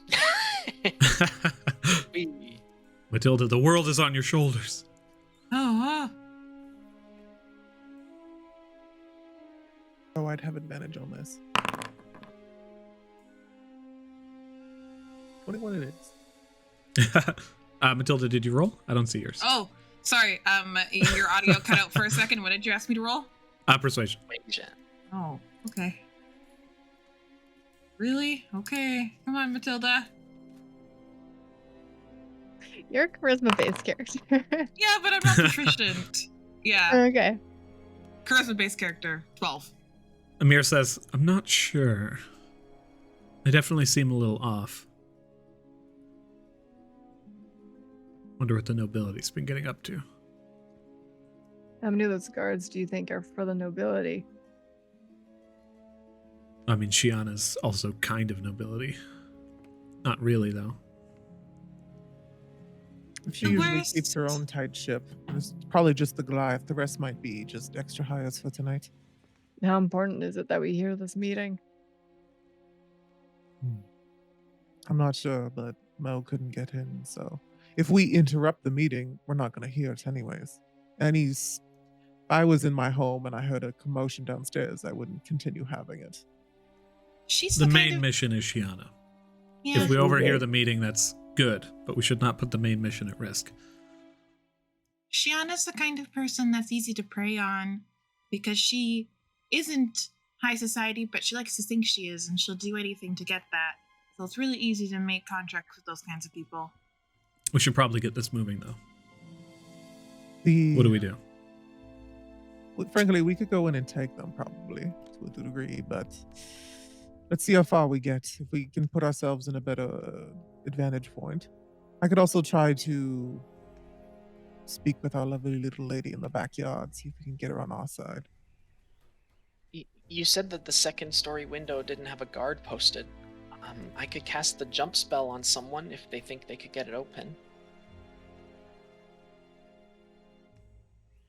Mo could just open it from the inside, dear. But it's a matter of getting us all up there. It's pretty difficult. Is there any like vines or trellis leading up there? No. The side of the wall is kind of like shingle. There's wooden logs that are inset onto the side, and then shingles, and then the second story itself is just wooden strips. But the first floor up to the window is potentially climbable, just not comfortably or easily. Depending on how posh she is, she might have servants' entrances in the walls. Sometimes people that have a lot of money don't like seeing the help walk around their hallways, so they create little hallways in their walls so they can walk around and drop stuff off, and hidden staircases and things like that. So depending on how high society she may have those, and probably the best entrance to get into them would be the kitchen, because that's where a lot of the help stays. According to the map, though, that's not. Just to confirm, because we do have a map that. Yeah, Emir did. based on the map, you don't see anything like hidden pathways. No dumbwaiter. Those seem to be helpful. No dumbwaiter this time. Says this is damn. actually Such an effective stealth unit last time. Like the only entrance that we saw was the one at Okay. the back here in the garden, and that's Okay, it. well, what are we doing? Give me when Mo was when Mo was in the manor looking around, did he see any coats, shoes, maybe a cane, like smelled cologne or perfume in regards?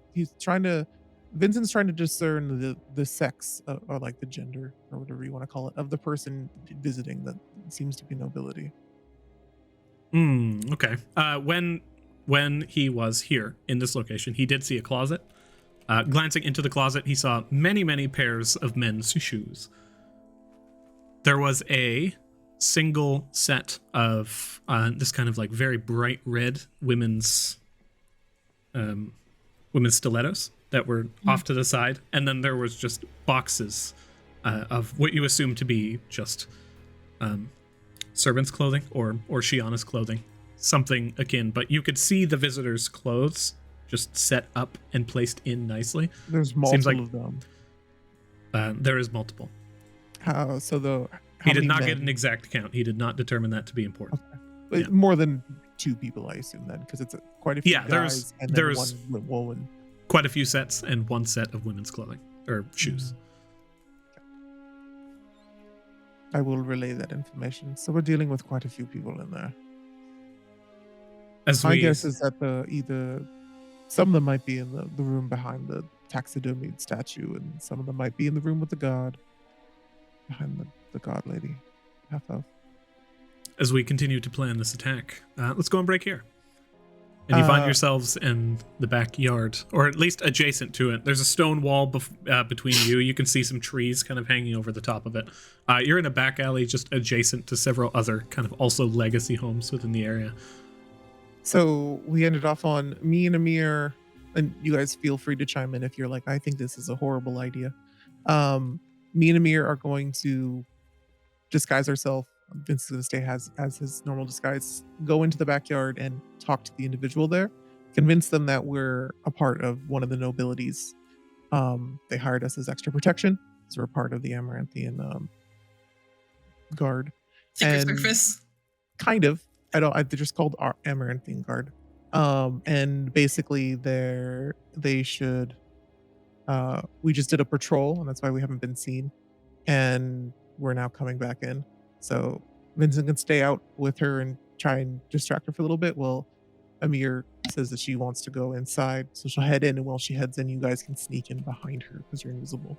I have a question for the DM about all of our scouting, have we noticed like an alarm system for them to like alert the city guard, or like does Jojo know of like the ways that these houses would be like, help, there's something happening here, guards converge on this area? I would say I don't know that you would have knowledge doesn't seem like of Jojo knowledge for sure. Yeah, it doesn't So seem the like Lavender Jojo knowledge. Cafe have an alarm system. No. No. So like Such thing alarm exists. systems specifically they exist, but not in a normal function of just like hit button bell sounds. It's literally like Tinker's Rube Goldberg contraptions, right? Where it's just like you would pull a thing and then like it's just like bing bing bing bing bing bing, brrr. Like There's everything no, goes like- off wildly through the rooms. There's no bell that they ring. That like alerts. There are just like copper bells, which is standard. But Vincent, go ahead and roll history, since you're the one that basically has high society knowledge here. In general, you know that like comprehensive alarm systems are something gods have and some guilds have, but for the most part, incredibly rare, especially with a legacy home like this one. And 21, Vincent, you are aware that it is customary to offer both bells and this kind of just small, like handheld. It's just a small device that you pull back and it's rubber against rubber that goes just like and you can, it's just like basically these kinds of little devices that you give to your staff in order to be called if something happens. Yeah, but it would just notify the people in the house. It wouldn't like call the city guard. No, it's just a constant loud, Okay. immediately Cool. recognizable squeaking noise. Great. Thank you. All right. So Vincent's going to turn to Emir and be like, do you think this is something you're up to? Sure. I'll just have to...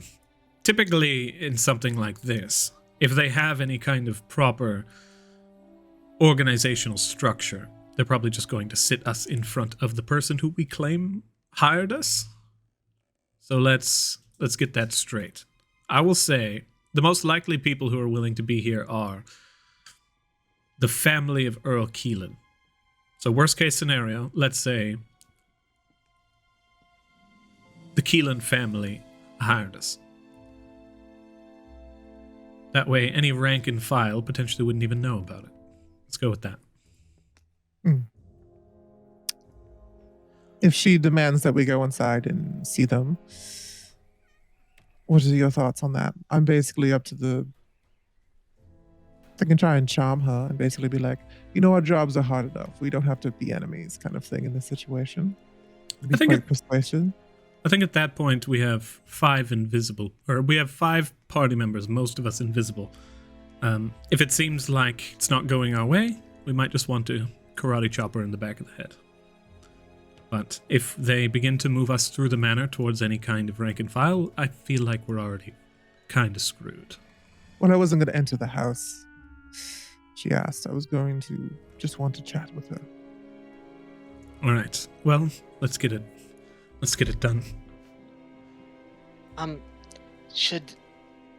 Does one of you want one of the stinky stones? I'm okay. I can make odors if I need it.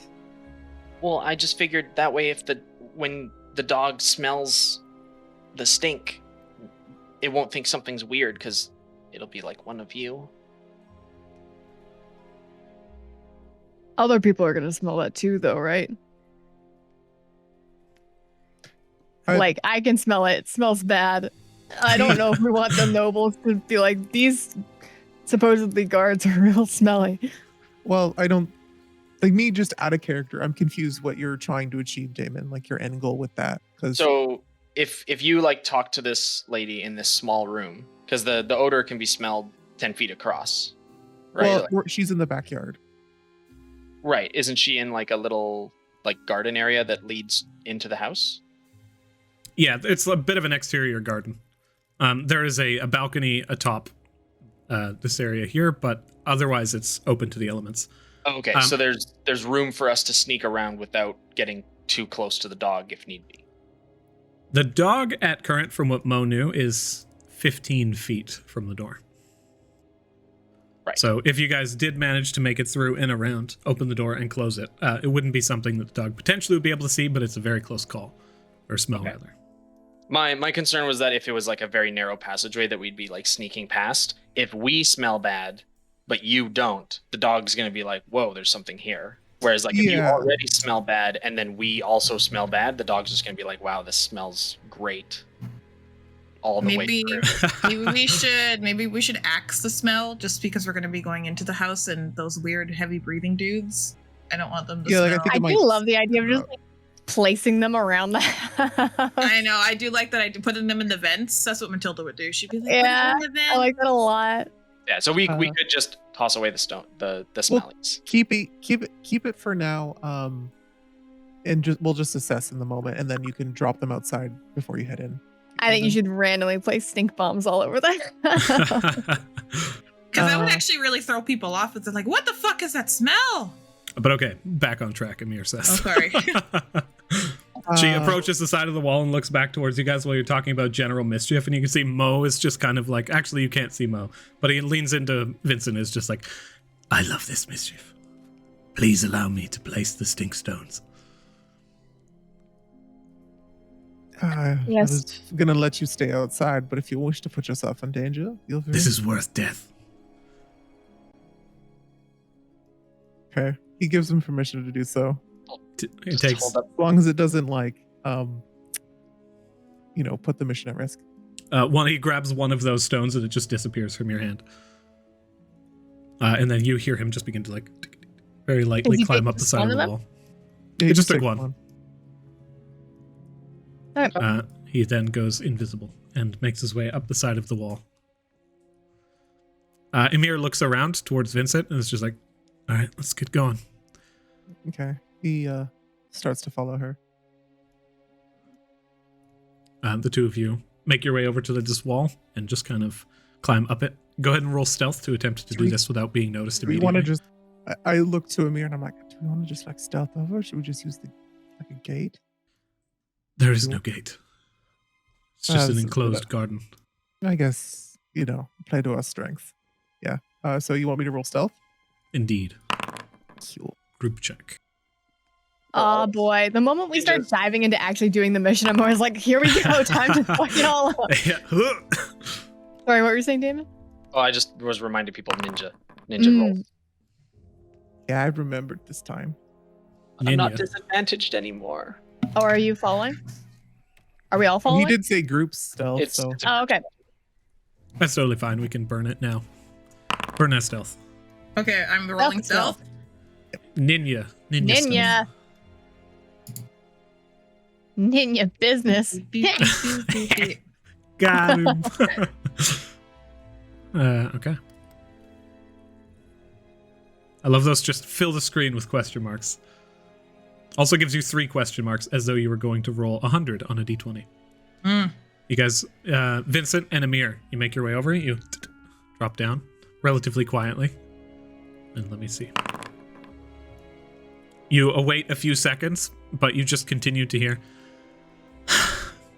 Later, not right now though. We have to finish this, and then we can. But no more seawater. It takes so long to clean it. The conversation just continues on the eastern side. Emir looks towards you, waiting for you to take the lead and begin the conversation. I look towards her, waiting for her to take the lead. You're fucking talking with them. I'm going inside. Well, we both need to talk with her. Well, then get going. Fruity ones are always difficult to deal with. There's a pillar here, right? Yes. He's going to essentially kind of... Is there a way, to approach her? Because I don't want her dog to start barking and her to freak out right away, but is there a way that we can approach that seems more in line with what people would do? Walking is the typical way. I do. I don't... Yeah. I understand I'm going to be walking. I just mean if I jump out of a bush in front of her, she's gonna freak out. So like, how is there like a way Vincent knows how to? I will say this: since we're in the mission now, the more questions we ask and the more we hesitate, I'm going to give them more opportunities to notice. So I'm going to roll one more perception check. Their conversation continues. As you kind of land yourself over here, you're standing behind the pillar. You see a tree in front of you, which is both of which blocking line of sight between you and them. But you can hear them on the other side of the garden. Emir stands and looks over towards you and awaits your action. Currently, you are disguised as a member of the Amaranthian Standard. What you do from here is up to you. Okay. He's going to...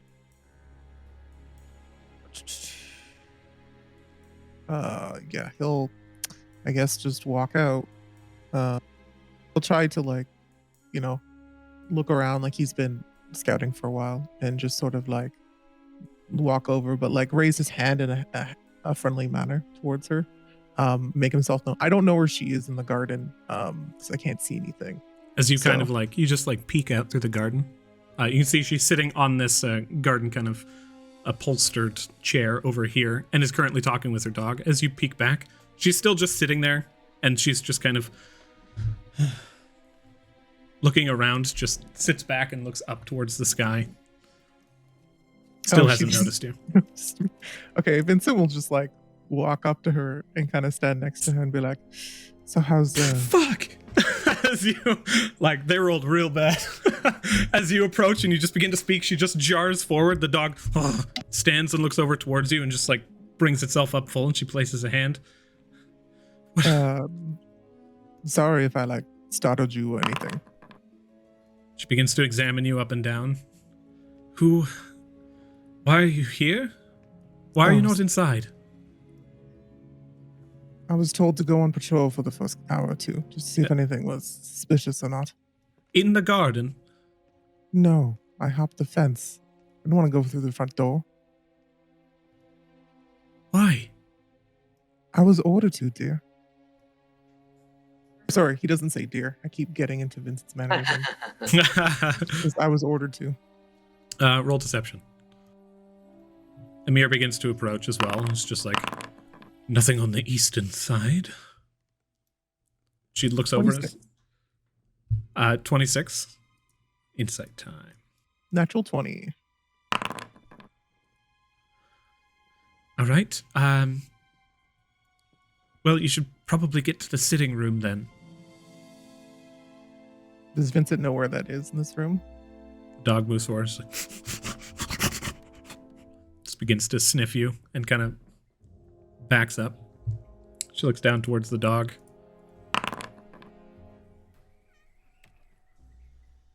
Yes, with the previous, the sitting room was this one down here. That was the like secret one. The one behind the turtle statue. Mm. Okay, well, he'll just, as Emir's just like moving and working in the background, he'll smile towards her and be like, what's the name? And like gesture towards the dog. I'm sorry? I'm curious. Why? What do you know? I like animals. Roll persuasion. Or deception, I guess, in this case. What do you know? Why would you know? Reaction. Vincent hates dogs 24. like me. She says, the name is Aslienia. No, I'll post that in here. Usually I'm used to them having little cute names, but that's actually somewhat nice, so. Thank you, she seems to like it. Looks back towards the dog, and the dog's just like... Do I feel like that was enough time for everyone to get in? Or... as you continue to distract them, you've earned probably a good 3 rounds worth of time. Emir moves up towards the doorway and, just ignoring your guys' conversation, just reports to you that the east seems safe and begins to move in, like, casually, comfortably. For the rest of you, as you begin to roll, as you rolled your stealth previously. Jojo helps the others over the fence before going over herself. Okay. Killian and Matilda, go ahead and roll another d20. Vincent's gonna be like... Yes, please. towards the dog, just because he knows the dog would probably sense them more so than she would. Wants to go down and just like try and pet them on the head and like be like, ask them basically. I can't remember at all what the name was as a player, but I know Vincent would. Oh, for this, for the dog, yeah, Aslianya. But you begin to lean down and you bring your hand over, and then the dog begins to recoil slightly and looks over towards the woman, who just like nods aggressively, just to be like, just do it. And then the dog's just like, you can see a look of just disdain as it brings its head forward for a pet, and then you just pet the dog.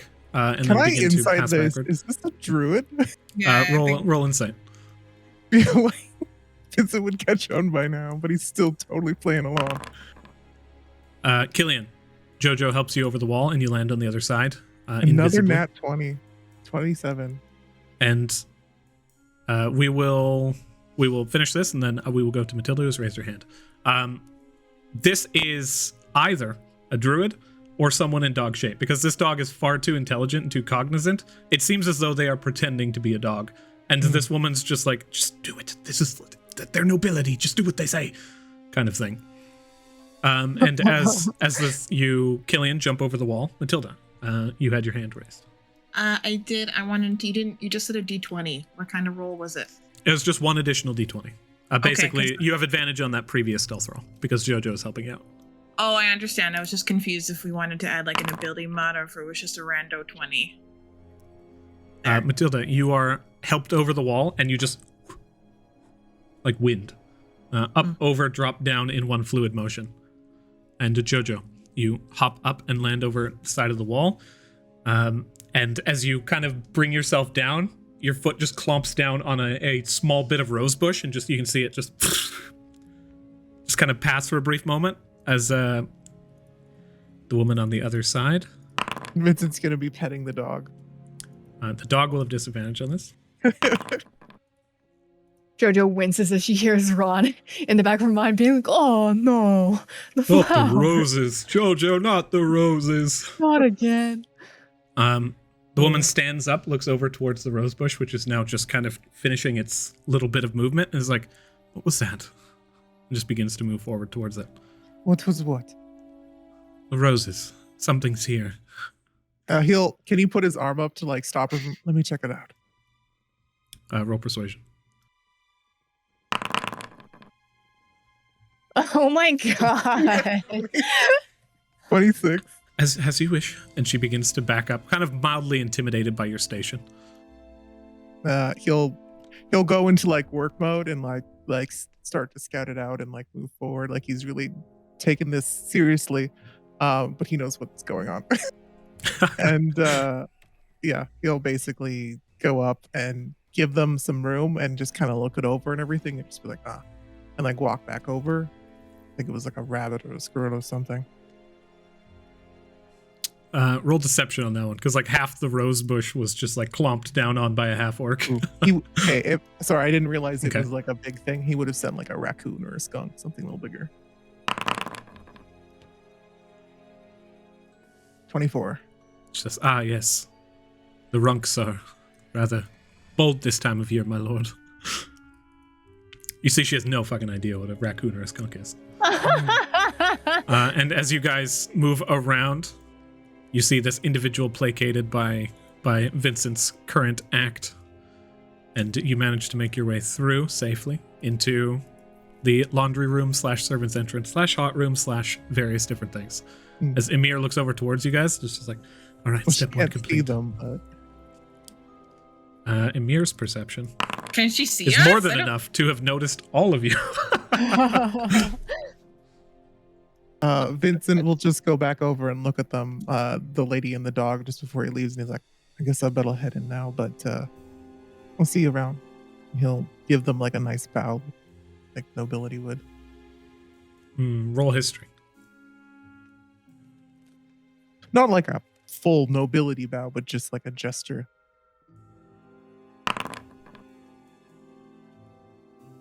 Thinking back on how you've seen nobles kind of like meet each other in the past, you provide a simple noble bow, which is like right foot curved around the left foot, long bow, arm outstretched, and then she responds with the female version, which is like this just Long curtsy, long bow, arm outstretched as well.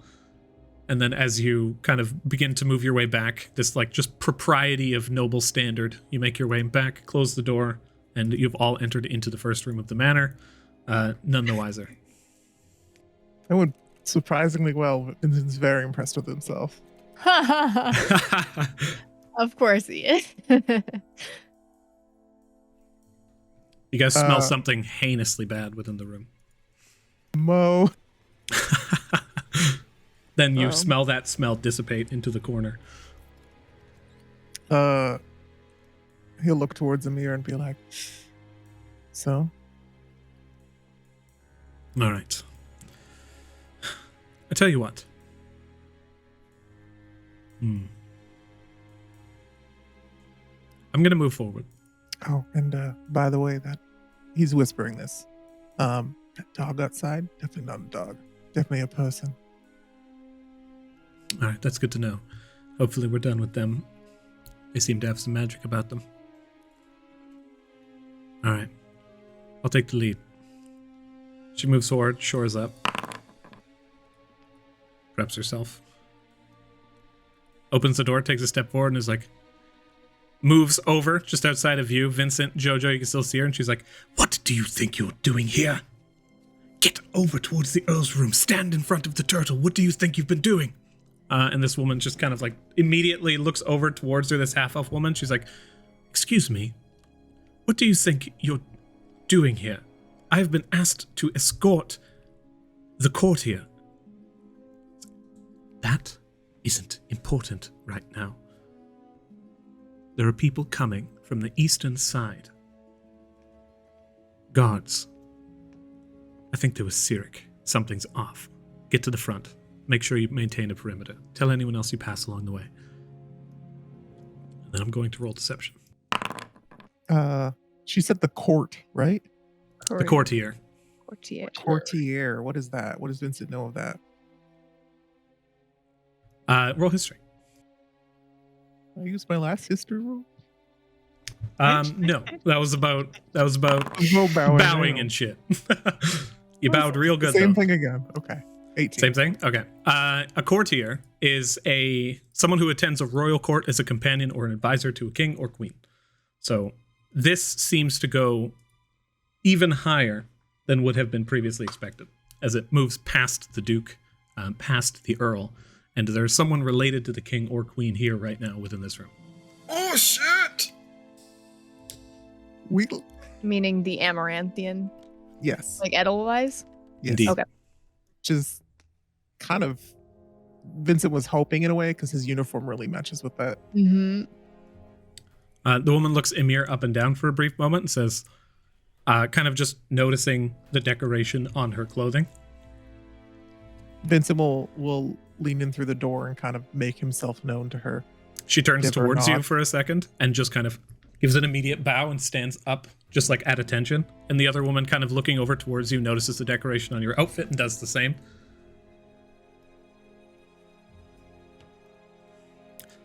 Very well.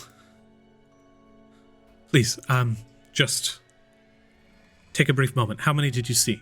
As she begins to move across the room. At least 6. I don't know what they're planning, but something is happening. She nods and begins to move, making her way across the area. You see, as she passes around the corner, she stops for a brief moment, and you just hear... She's like, quiet! Makes her way towards the front and opens up the front door. She's now kind of just over around the corner. Emir kind of takes a peek. Okay, that didn't buy us very much time. Let's try and get to the second floor. It's that way, but breathing man is over there. The guard on the other side, having not been a part of this altercation, just stands at attention to be like, don't talk to me. Features don't affect the invisibility, right? Like if I were to use magic awareness, that wouldn't drop my invisibility? I don't think so. Great. It's just casting a spell or harming someone. Your magic awareness is just a feature of your class. It's not a spell. Yeah. Also, one thing you could note too, I'm pretty sure Matilda would know this for Tamara. During the time that we were like waiting, you could have used your wand to regain a spell slot. Oh. Okay. If you wanted to. Jojo's going to follow them up the stairs to the second level. Emir begins to move and says, Vincent, you take the front. You're the higher ranking one. You just go and open that door? No, I accidentally clicked. It's my bad. I will move forward. Here's what I'm going to say happens there. The doorway opens.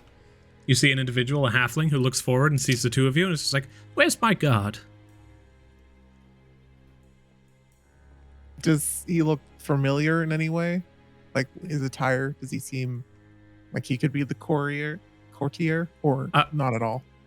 He opens the door, looks towards you. You see he's wearing just this kind of like fine, just very, very green clothing that comes down with golden trim. It's got like a doublet vest that pops back into two kind of tails off to the side. He's got this thick mutton chops that are just incredibly well groomed to the point where they almost have these little intentional swirls in them. And as he looks at you with an immediate just sense of presence. They seem like they're rather high society themselves. This is probably the individual. Looking in, you don't see anyone else in the room. He looks at you and says, where's my guard? Who are you? Me and Emir are both in line of sight, right? Emir was currently just walking, but as the doorway opens, she just turns and in propriety gives a bow. He'll do the same.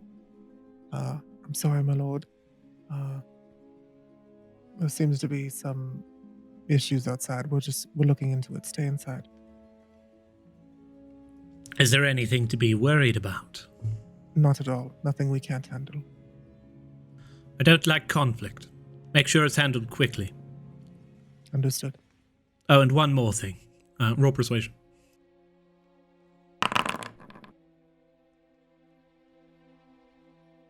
16. Tell them on the second floor to keep quiet. The ruckus is bothering me. Understood. He just closes the door without kind of any further statement. Okay. He'll look over to Emir and just nod towards her. She begins to move forward. She says, take the front. I don't want to take any hits if a hit comes my way. Not your meat shield. Not yet, at least. He'll wink towards her and walk forward. He's assuming everyone's still kind of following. He hears like a little bit of shuffling of feet, but not too much, I'm assuming, with his passive.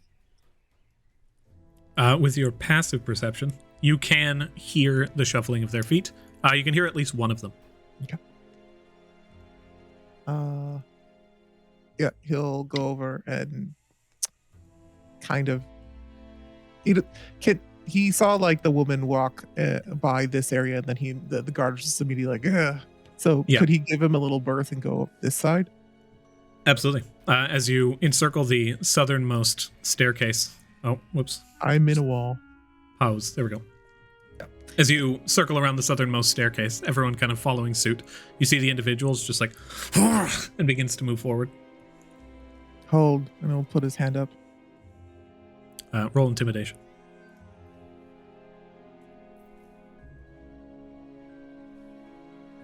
While we're going through here, could Jojo like look around at any like symbols on the wall, any filigree weapons that are maybe hanging on mantelpieces? Go ahead and roll perception. And Vincent, with your intimidation, as the creature moves in towards you and you're like, hold, immediately they just kind of stop to your authority and just like, like bubbling, holding onto the mace. You can hear the leather of the handle kind of just creaking under their grip. Okay. He's the lady over down here as well. She's just kind of standing at attention, and as you just immediately tell this individual to stop, she just shores up again. Where's the upper area? Does this it leads both of these staircases to the north and south lead up. And Jojo, with your perception as you're glancing around. You see various different tapestries and paintings of foreign landscapes, ones that you don't recognize. Like, it does not seem to be a Borea. You see rocky plateaus and snowy mountaintops. You see various different individual pieces. There's lots and lots of just taxidermied animals, be they large or small, within the area. Set upon the hearth at the back is like when you're passing by, glancing down, you see a wine that is just in a language you don't even recognize. It seems just runic. Do you speak Giant? I do speak Giant. You do recognize the runes. This is just it just says like delicious food and sustenance in 3 different runes across the top, but it's written out in this brilliant, like flourishing filigree. Okay. She has, go ahead and roll, in this case, it would also be history. I wanted to look for cult shit. Is there anything that looks vaguely reminiscent of my book? Roll Arcana. 10 history. 10 history. All you discern from this is that the vast majority of the decorations and the things that she's holding in this home are from Asaria, the far eastern continent of the known world. And Matilda, as you glance around attempting to look for anything occult in nature, or celestial, fey, fiend, undead, etc., you do not find anything. Everything here is kind of old, worn, wooden, and seems to have either sentimental value or incredible gold value. Boring. Yeah. Definitely, I wouldn't want a house like this. Nope. Next. Killian, was there anything you were doing while walking through? I wanted to, like, these armored figures, do they seem monstrous? Roll nature. Killian have advantage. She's a monster. No, not for this roll. 11. 11. Are you also, you're proficient with, what tool proficiencies do you have as well? Tool proficiencies, thieves' tools, tinker's tools, smith's tools, leatherworker's tools, alchemist supplies. How many tools you got? What do you want? I got them. You go ahead and roll with advantage for your alchemy supplies. Okay. I'll just roll an extra d6 or d20. All right, so that'll be 17 total. These people, though standing at normal height and like moving with like an aggressive rage in their body, they don't seem to be monstrous necessarily. You can't see bits of like skin underneath. They are human. But as they move, they seem to do so almost impulsively. And you've heard of alchemical kind of tinctures that can produce this kind of rage effect. This kind of just like strange nature of immediate aggression and overwhelming strength. Okay. The barbarian brew, they call it. The Barbie brew. Oh, God. But the figures have stopped in their motions, and the female half-elf to the south just stands at attention, once again with a look of just propriety. This is what you do when a high-ranking member approaches. Vincent, knowing that the bedroom is in this way, also, now has an excuse to go upstairs because he was instructed by his lord to go tell them to fucking quiet it down. Knows that they would be like up around here, right? It needs to go this way. Unless he wants to take the long way around. So he'd look over to the Orcus individual and gesture for him to move aside so he can get past. You walk right up to them and they stand just looking down at you like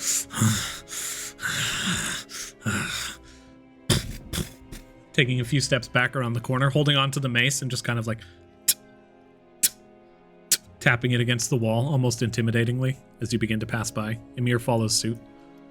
Yeah, I don't know if some of you guys want to risk going in front of the orc and going around, but yeah. As he walks past, he'll give enough room for the group. He'll like walk by and then kind of twist on his feet, turn around, and stare at the orc and be like, just trying to be a little bit intimidating, but like more like trying to see if he'll be like, make sure you keep that under control for now. Just so you're aware, they seem to be human. Oh, okay. Yeah, Yeah. he'll still say that towards them. They look towards you. I would say, as you say that, basically just like calm down, They look towards you and just almost with a look of recognition are just like, they begin to just back up. Okay. And he was trying to do that to also be a distraction. And then hearing the shuffling of feet and stuff, he'll wait till a couple seconds and then he'll start to head up as well. As everyone has currently passed by the guard, I'm going to roll perception for him. Vincent have aided them in any sense with that? Basically, he has a -5 to his roll for a basic. It wasn't disadvantage, but it was good, and it was all of your rolls thus far have been good, so I gave him a solid bonus, and you all passed by unnoticed. As he's just kind of fixated on you, you can see this just like aggression in his face. Does that And you, thing we mentioned earlier about magic awareness not breaking invisibility, does that mean I could also rage without breaking invisibility? Yes. Awesome. yes, as long as yes, you can. Quietly rage. I'm so mad. Quietly, black tentacles reach out and kill multiple people. I'm gonna get you. Lash. It's gonna suck a little bit of this life you have. Don't mind me. Vincent, you arrive on the second floor. Okay. If he's out of line of sight of the human, he'll probably bump into one of them, like not fully, but like he knows that there's invisibility people around, so he's trying to be more aware of that. Ooh, and then he sees these people here. The two stand. You see the large bound individual turns immediately as he hears you guys striding up the staircase. It's like, hold! Turns and moves up towards you.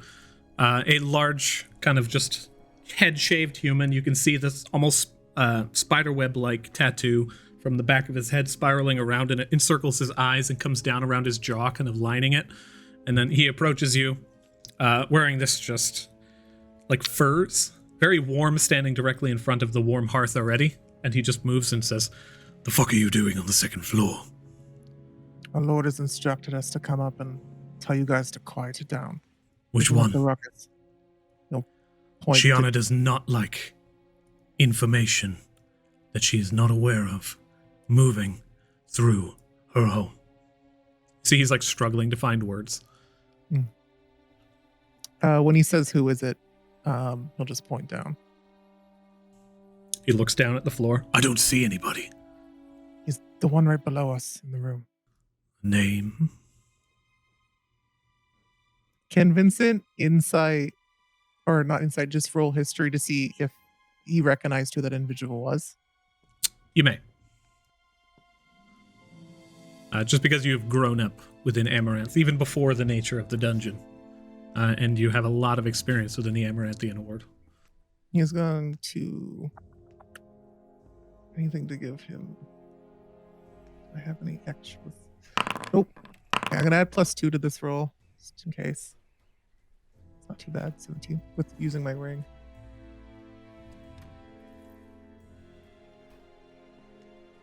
I'm just writing it out here. His name is Mattis Feathercap. As far as you're aware, that is the current courtier of the King and Queen of Amaranth. Okay. Lord Feathercap. Is that his name? Very well. Tell him to fuck off. You want me to tell the Lord to fuck off? Why don't you go tell him yourself?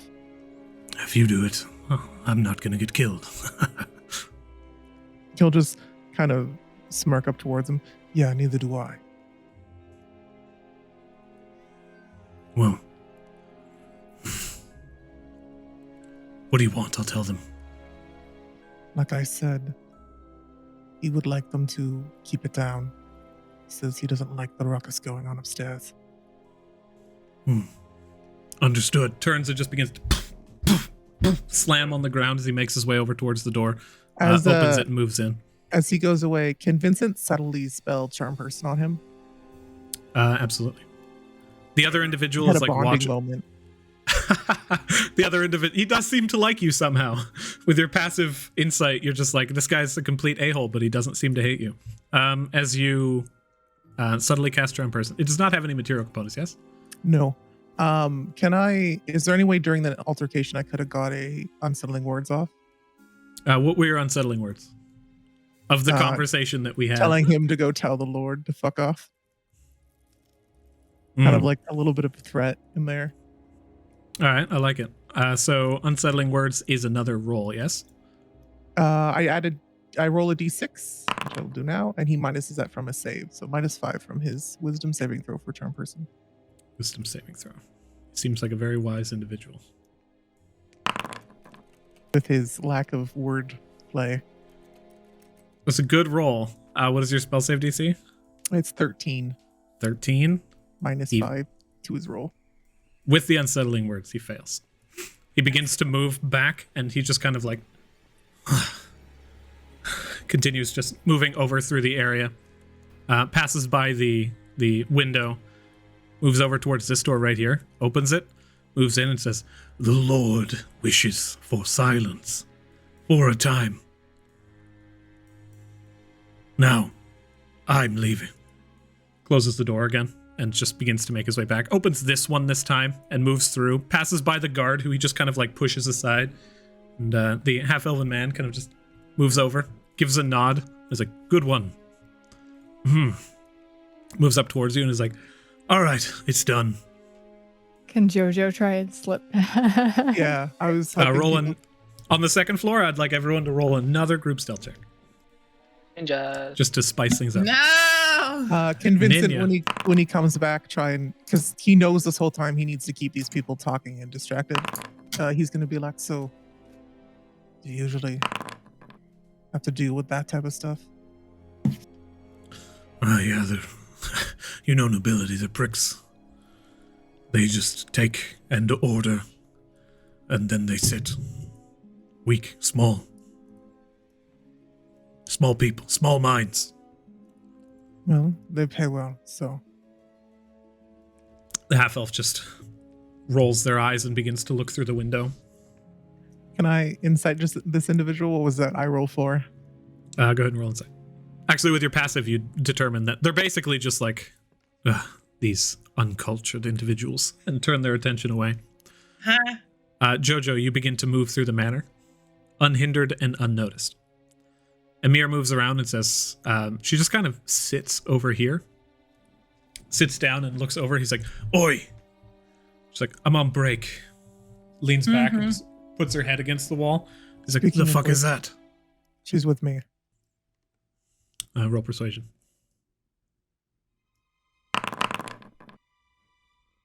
I think If you say so. in this location, I think I have a good view of the whole floor. Could I do magic awareness in this location?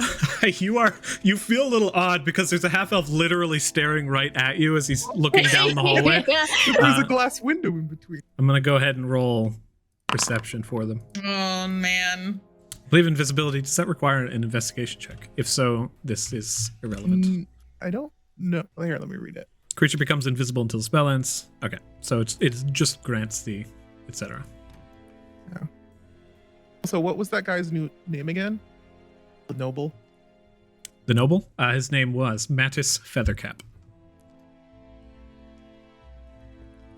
Yeah, no, just looks directly through you, Jojo. That's With so perception, weird. they just like begin to just rub their face and are just looking straight. Oh, yeah.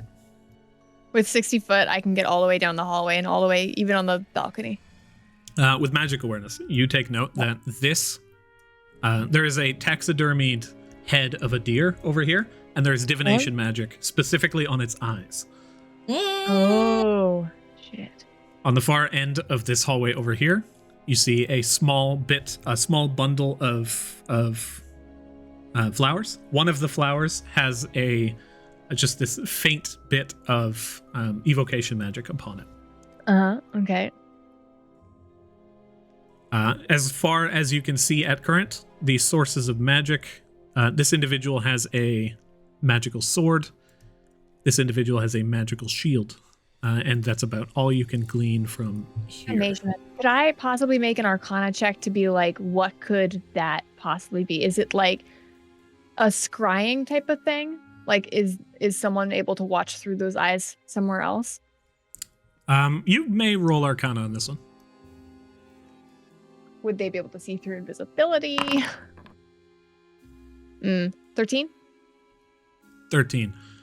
With your understanding of spells, it's unlikely that this thing would have multiple enchantments upon it, as multiple enchantments are virtually impossible. Enchantments override each other. So if there was a nature of scrying, it would not be able to see invisibility. And if there was a see invisibility on it, then it would be useless because no one could look through it. Because only a dead deer would be able to just see. this one deer would be like, I know all. Okay. I imagine it's some sort of like security cam footage, so. Essentially. Yeah, okay. And that is what you currently gain. He's standing there and he's just like, but really, I get a little tired of all of these people, like that one over there. Points towards the elf who looks over towards you guys, and he's just like, what an asshole that one is. Thinks that they can just stand there. And turns, just shit-talking them right there. Get to work. The elf just looks, as you wish, my lord. And just begins to move like 5 feet to the left and just circles around here, looking at all the statues. Looks back towards you. I like to just make sure they know who's boss every now and then. The other workers. Yeah, they can, gotta keep them in line sometime. You're right about that. You're always right. Speaking of breaks, you don't need one, do you? Cover you. No. Are you kidding me? You know me. I'd work myself to death if they'd let me. Everyone, you said you were getting annoyed, so I figured I'd check in. Yeah, well, it's hard not to get annoyed when all of this is happening. Actually, Matilda, I moved you, but did you want to remain in the room? Yeah, that's fine. No, that's fine. I can move. Okay. Just like... go ahead. I was just wondering, I know that Mo couldn't hear into this room, but then the Lord downstairs said that they were being too noisy, so I'm wondering if I can listen at the wall here and Maybe see Mo if was I can just hear distracted. what's going on in this room. Go ahead and roll perception.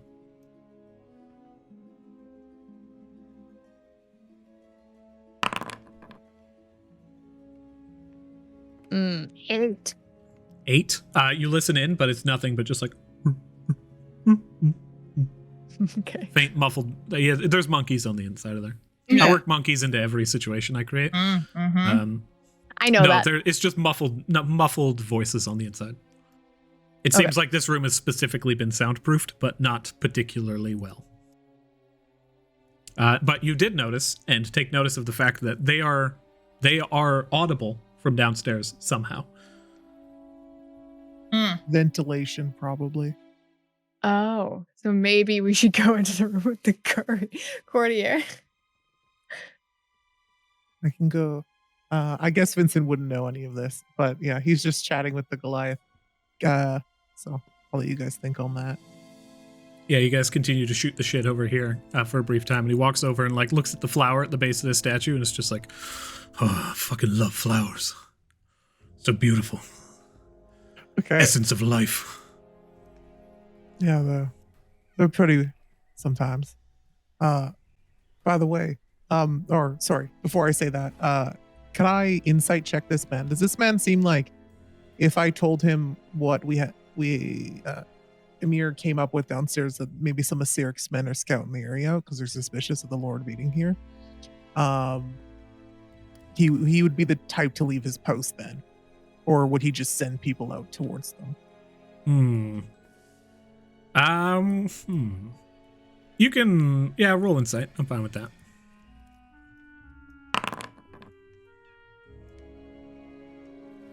17. You're not entirely sure. Just for the fact that when you approached, he seemed incredibly dedicated to his work.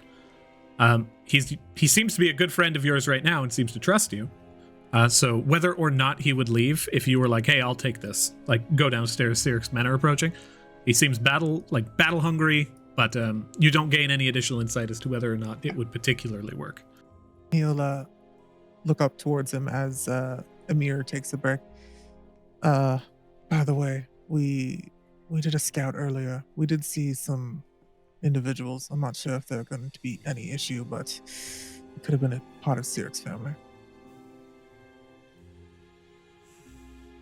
He's the lying one, right? And the one that likes to gather intel and secrets.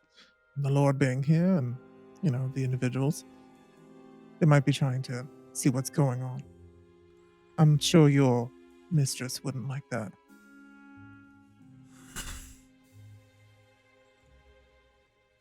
I'm going to take a look at the window. And he rushes over and makes his way into the room and begins to move south. Killian, roll a dexterity saving throw. Oh. Well, they could hear this conversation, but I'm not being super quiet. 11. I'm going to roll dexterity for him. Can I reveal this? No. Mm-mm.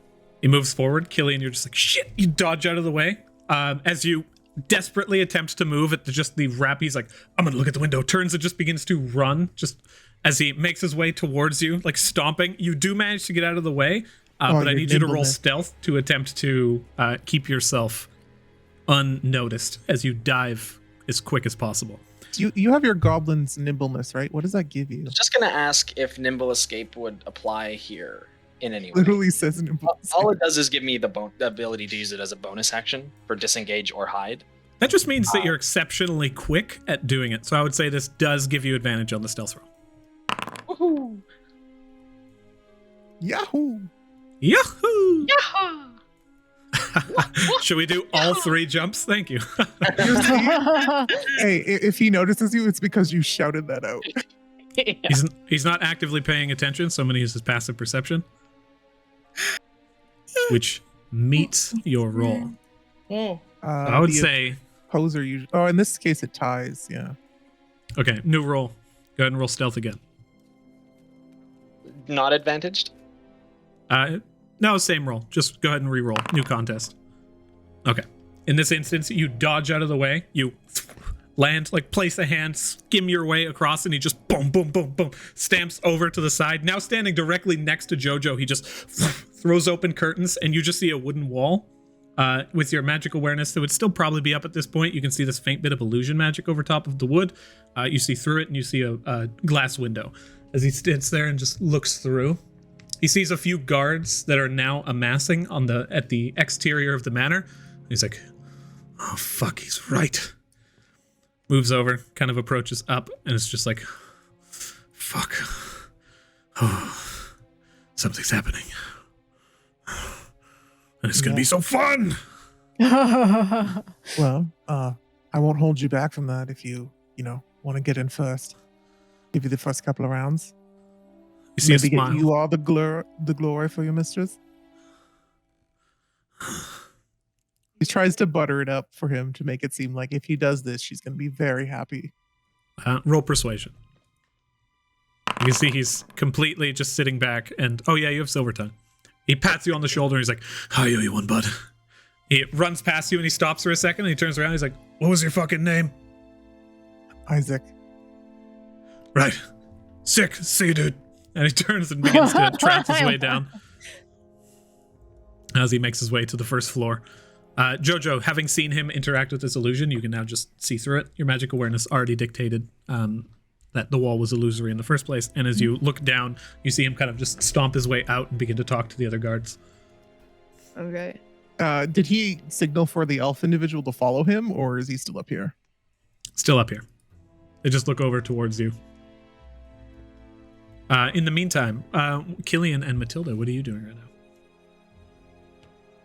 now? Probably shaking underneath this table.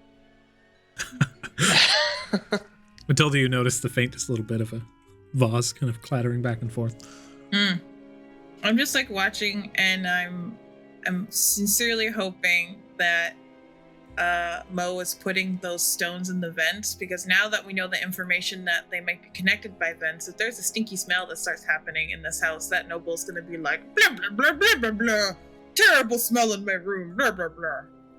So. The stinky stones don't like carry though. Like they're they're magically only smelled within 10 feet of the stone. Lame. Yeah. I wish they were like a stink bomb. That'd be hilarious. Just go up to the noble's room and like slide it under the door. Anyways. I'm imagining how funny it would be if a stink bomb went off in this house. I'm just waiting, being patient. Emir approaches this other guard and begins to whisper something towards them. Like, as she's doing that, Vincent's gonna lean down and send a message. He doesn't care if this individual sees. He's gonna try and make it like he's reporting downstairs. But it's really going to be to like, I don't know, Jojo be like, so we're going to do this. I feel like this is a good time. I think that there's like a vent or something that makes you able to hear the conversation that they're having in this room. I can't hear at the wall. The soundproofing seems to be on the walls, but not the floor. So you could probably hear it from underneath if you guys want to head down there. Also, this deer has some divination on the eyes, so anything that you do within line of sight at one of this taxidermy deer, someone's able to see it, and there's evocation down the other hallway. You do have to whisper for this spell, right? So you're standing next to the guard? If she whispers it, no one hears. Okay. The spell makes it so that it's imperceptible to anyone other than the person receiving the spell. Okay, cool. And then Vincent also, that half-elf has a magic sword. Vincent will send a message to Mo, instruct him to go downstairs and the Lord's room didn't have any covering. He could go into it, right? Do you mean the one with Mattis? Mm-hmm. Just a doorway. Yeah. He'll instruct him to go into that room and see if he can hear the conversation upstairs. Make sure he stays invisible and as a spider. I will have you roll a fate dice because you don't currently know where Mo is. And it's not just a matter of like in 8 directions. It's literally he could be above you, he could be below you. Yeah. Fate dice. So this is above 10, above 11 is favorable, below 10 is not. 14. You find Mo relatively quickly. He is below you on the first floor currently. And then as you send him this message, you just hear, yes, master, an excellent place for a stink bomb. Then he begins to, it's just, message cuts out. Yep. Vincent will, so the place with the weird divination thing is down here, right? Yeah. Okay. Vincent will go stand here so we can see through he'll start looking through the glass thing and then looking back over at Emir and the elf. The elf looks back at you and says, would you like a drink, my lord? I'm fine. But terribly sorry if I've offended you. Not at all. People are different, but just stay vigilant. I know it can be boring. As you say. Stands back and kind of leaves Emir, who strides up next to you. It's like, you're pretty good at this.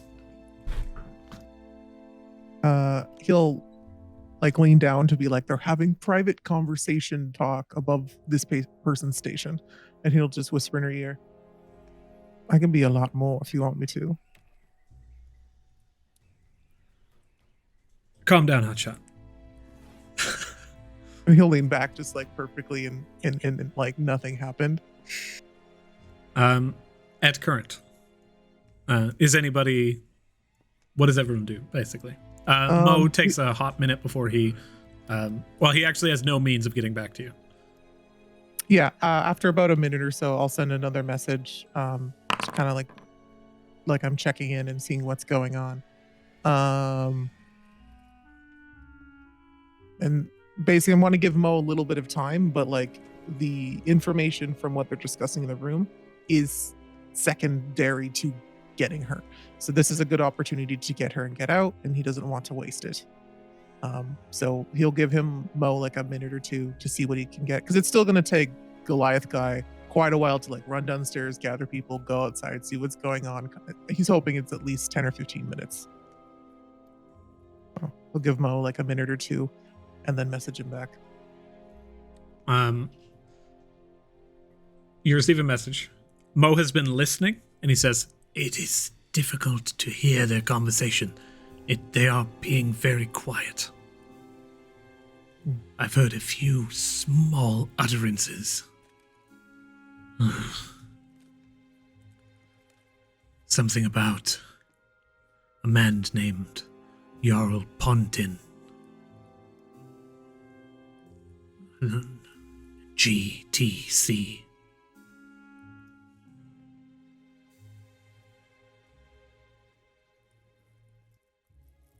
I also heard the name Reston. I think it is a name of a person. Does Vincent recognize any of these names, like the Jarl or the Reston? No, you don't. Okay.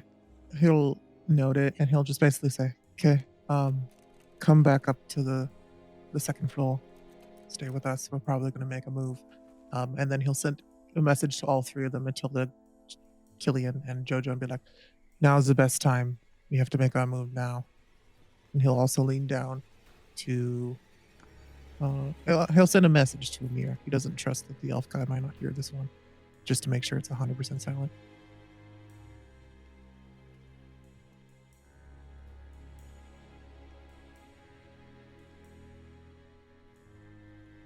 Does it say message to Yeah, what Emir? is the message you sent? Oh, same thing. Just Oh, okay. we're probably going to move now. I've sent a message to everyone. Now's a good time as any. Jojo takes the deer head and removes it and places the eyes away, knowing that that's going to alert some people, but they won't be able to see what's going on here. So that is what she does. Okay, it's relatively high up. You'd have to stand on this little wooden thing. Go ahead and give me a stealth roll to attempt to remove this. You don't like quietly. have a little cloth to just place over size. I guess I could just put a cloth over it, huh? Let me see if there's any immediate cloths. Does she have anything on her person? There Is is there like there is a curtain. Doily? There was a there curtain that and you he can just probably like, be like, brush away. Yeah, can I say that I do that instead? I rip one of the curtains off and I just sort of like place it over the head of the deer. So Which is- you're like, I'm gonna be quiet. I'm gonna tear this fucking curtain out the wall. That's what I hear. Is that what Is you it do? long enough that she could lift it up and like tuck it over the deer? Probably, Oh. yeah. Okay. just Oh, do that. yeah. Just wrap it in a blankie. I'll just close the curtain and put it over top of the. Is it above the? Oh, it's above the window. It is above the window. A little Okay. security camera. I'll Basically. still. Yeah, I gotta roll stealth check anyway. Yeah. You can have advantage because this is a relatively easy thing to do. Oh, Well. You was say it that, ninja? but you have to roll a ninja. Oh, I'm sorry. That's okay. I We am saying re-roll good ones, we that. re-roll bad ones. Okay. You kind of just take the curtain, throw it over the top of it, and it kind of has like a nice shawl now. And the head is just kind of like lightly covered. You hear the sound of clutter downstairs as you do this. Yeah. do we hear this too? Yes. The sound, like, as soon as Jojo, you put it up, and none of you know. Well, you can kind of see, Vincent, that the fucking curtain just lifted up over the head of a He's deer. ignoring But this. you hear psh, the shattering of a cup downstairs. Vincent will turn to the elf dude. Go check that out. Right away, my lord. Moves over, immediately goes downstairs. Okay. And then Vincent, kind of now basically having no one up here other than us, starts signaling like we should do this now. He'll go over here. Where was the door that the Goliath ran over to at the beginning and then was like blah blah blah to his mistress? Was it this one? It was this one. I think. So he told the nobles to quiet down. So he went over to this door to tell the nobles. As far as you're aware, this is Xiana's bedroom. Oh, Xiana's in there. I thought Xiana was with all of them. I thought they were all in there. Okay. He didn't seem to be. I feel like he would have addressed her had he opened the door, but he didn't. Sure, he just kind of shouted like, Okay. "Shut the Be heck up!" quiet. Yeah. I don't think he Yeah. would have done that to his mistress Yeah, or true. his lady. Good point. All right. So yeah. So there are Um, 2 doors into this room, here and here. And Emir preps herself. Yeah, Vincent's gonna like just message Jojo, be like, I think you should just go in, open the door. I don't want to get shot at. Jojo opens the door. Wait! Oh, But if you, we could have planned something. You have you a couple didn't seconds. check for traps, you dork! No, I did not. You move forward, you open the door. The doorway basically just like creaks open, and you see sitting there's this kind of just male Goliath who sits like basically taking up an entire couch to himself, towering at this just massive height, who looks over towards the doorway for a moment, seeing nobody there. You see a half-elf woman with like a bob cut, blonde hair cut down into these individual points, wearing almost this kind of like hairband / fine circlet. that just holds the majority of her hair back. And she's sitting there looking at a ledger as she looks over towards the doorway and closes it. No one currently visible. That's the way that this how half of a woman looks is the description of Xiana, right? This is Xiana Stormdotr. Okay. She looks over towards the Goliath and says like, "What's any?" Stands and begins to move over towards the door. this giant. What'd you say? She said, "Go check that out." Okay. Does he seem like a guard, or does he seem more like a? As they were kind of just sitting, they were just when Jojo opened the door, they were just paying really no attention, sitting just casually.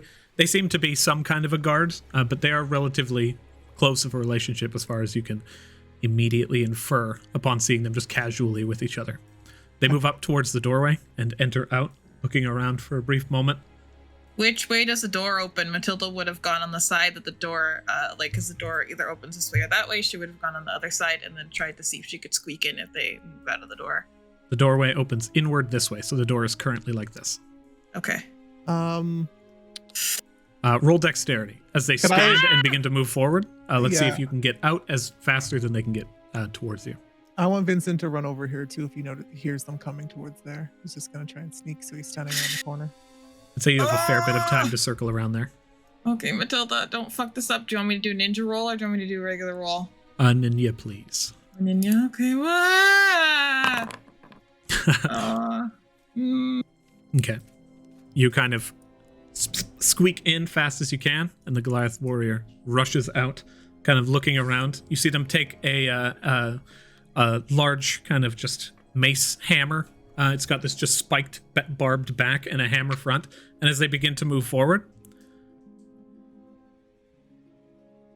looking around immediately, they begin to stride forward.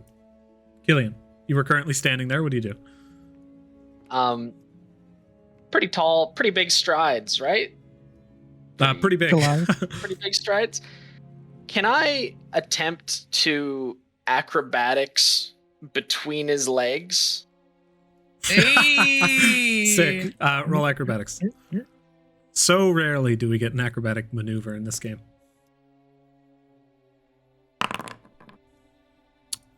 Well, that's that number you want. You just zoop, zoop, flip underneath as the Goliath begins to move through and around, encircling around you and begins to look. Vincent, as you hear them begin to shuffle, they reach the other side here. And I have, as they're getting close to me, I want to signal to Emir to just basically open the door. We should get in.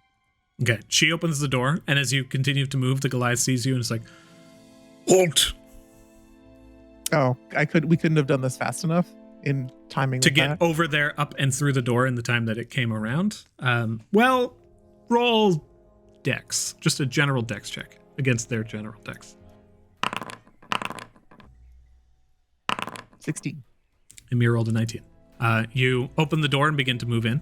Xiana immediately is just like, "Who the fuck do you think you are?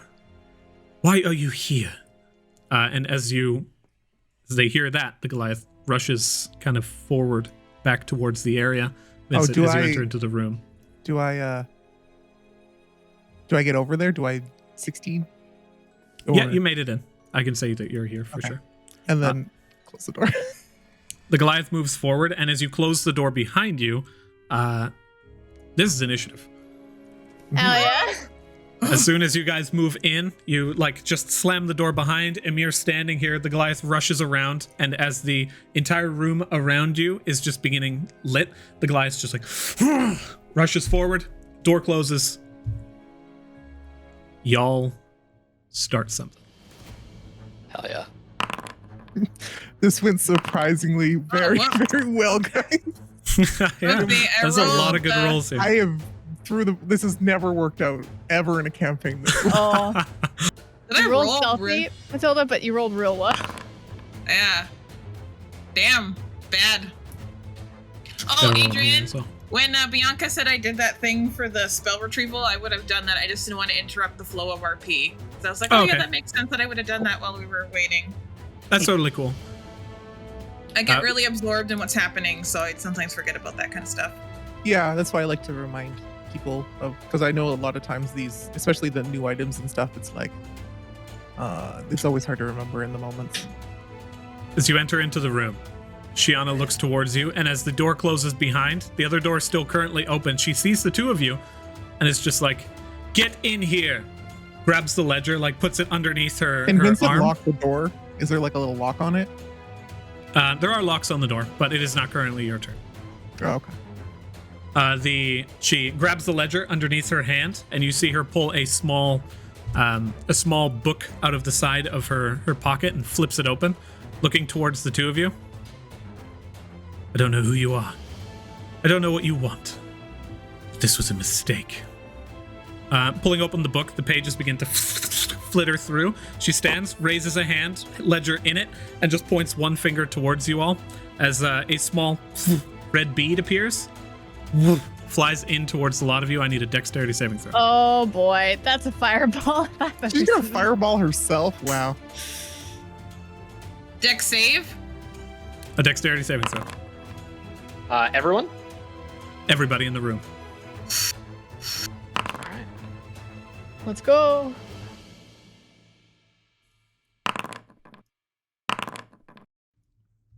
Nice. That's half damage, Good y'all. roll. Good rolls. Fantastic mission. Too bad it ended. Oh. No, I'm just kidding. You all Can saved and you I- all die. Can I use my reaction? You may, absolutely. Okay. I think this will actually institute a reaction as well. Sorry. Let me just. Ignore the pop-up. Sure. We already rolled our deck save. Yeah. Just need Am I to take a concentrating quick. on invisibility? Sorry? Invisibility is a concentration spell. Okay, I'll roll con save. Yeah, I'll need a con save too. Did But my I'll wait for Adrian to injure me so it Okay, triggers it. That is 14 points of fire damage to everyone who succeeded. I don't know I have to 7. who succeeded. So, no, that is the half. I have it again. I'm resistant to fire. Awesome. I got a 13. Do I save? You previously... Oh, you did roll 13. Let me go ahead and check this for a second. I thought you rolled a different number. One moment. Mm-mm. Killian, your thingy fails. You become visible. Yeah. Matilda, you failed the saving throw. You take the full 28 points of fire damage. Oh god! As she reaches a finger out, this bead flies forward, stops in front of Emir, and just erupts into a massive fireball. And you can see the flame swirling around you. As she just wreaths her hand, the flames themselves seem to dodge and weave around the room, just tearing across the area and just encircling her before dissipating entirely. Ooh, she's got some molding going on. So Oh. as the wave of fire blasts over me, Killian just makes a whole bunch of hand motions, like wax on, wax off. And as her fingertips start to burn from the fire, they get red hot, and she absorbs some of the fire into her hands. Nice. Prepares, and you can feel that energy just tingling, waiting to be just erupt outwards. Also, she- Killian becomes visible. And then I realize that I'm visible. I'm just like, She looks over and sees. What do you look like right now? Goblet. Just invisible? Okay, great. I'm just Killian. They told me not to look like something. She just looks over and sees you. Who else currently failed their concentration check? I succeeded. You succeeded. Matilda, I you did rolled 23. 11. Yeah, Which did I succeed? that fails. No, that half was the damage, 12. 10 or half the damage. You also become visible. She looks over towards you and sees you as well, and just begins to back up towards the rear balcony that you see she has, and she reaches over and she kind of pops the door open. It is now Emir's turn. Emir rushes forward, looking over towards Xiana, dives against her and attempts to grapple onto her. Xiana slips to the side and begins to move towards the door, and Emir takes reaches forward in a desperate attempt. manages to grab onto her hand, and you see her flip a dagger in her hand. It just begins to glow as this just energy begins to move across her body. And with this just lightning fast movement, she just brings the dagger up in an attempt to hold onto Xiana and keep her from leaving the room. Jojo, you're up. Xiana is currently grappled. Xiana is currently grappled. Jojo is going to how far can I get? I think she's probably going to dash action. So that's 10, 20. She's gonna dash and get over here and close the door so that Xiana knows that there's more invisible people in here, but doesn't know how many. You can roll intimidation on that. You just fucking. I was gonna say you slam it, but maybe not. Oh, 19 intimidation. Oh my god. As the doorway just closes in front of her, she looks over towards Emir and just begins to now glance around the room in just this mad panic. What do you want? Who are you? She calls out aggressively. Anything with the rest of your turn? I have a bonus action, but I don't think I want to rage yet.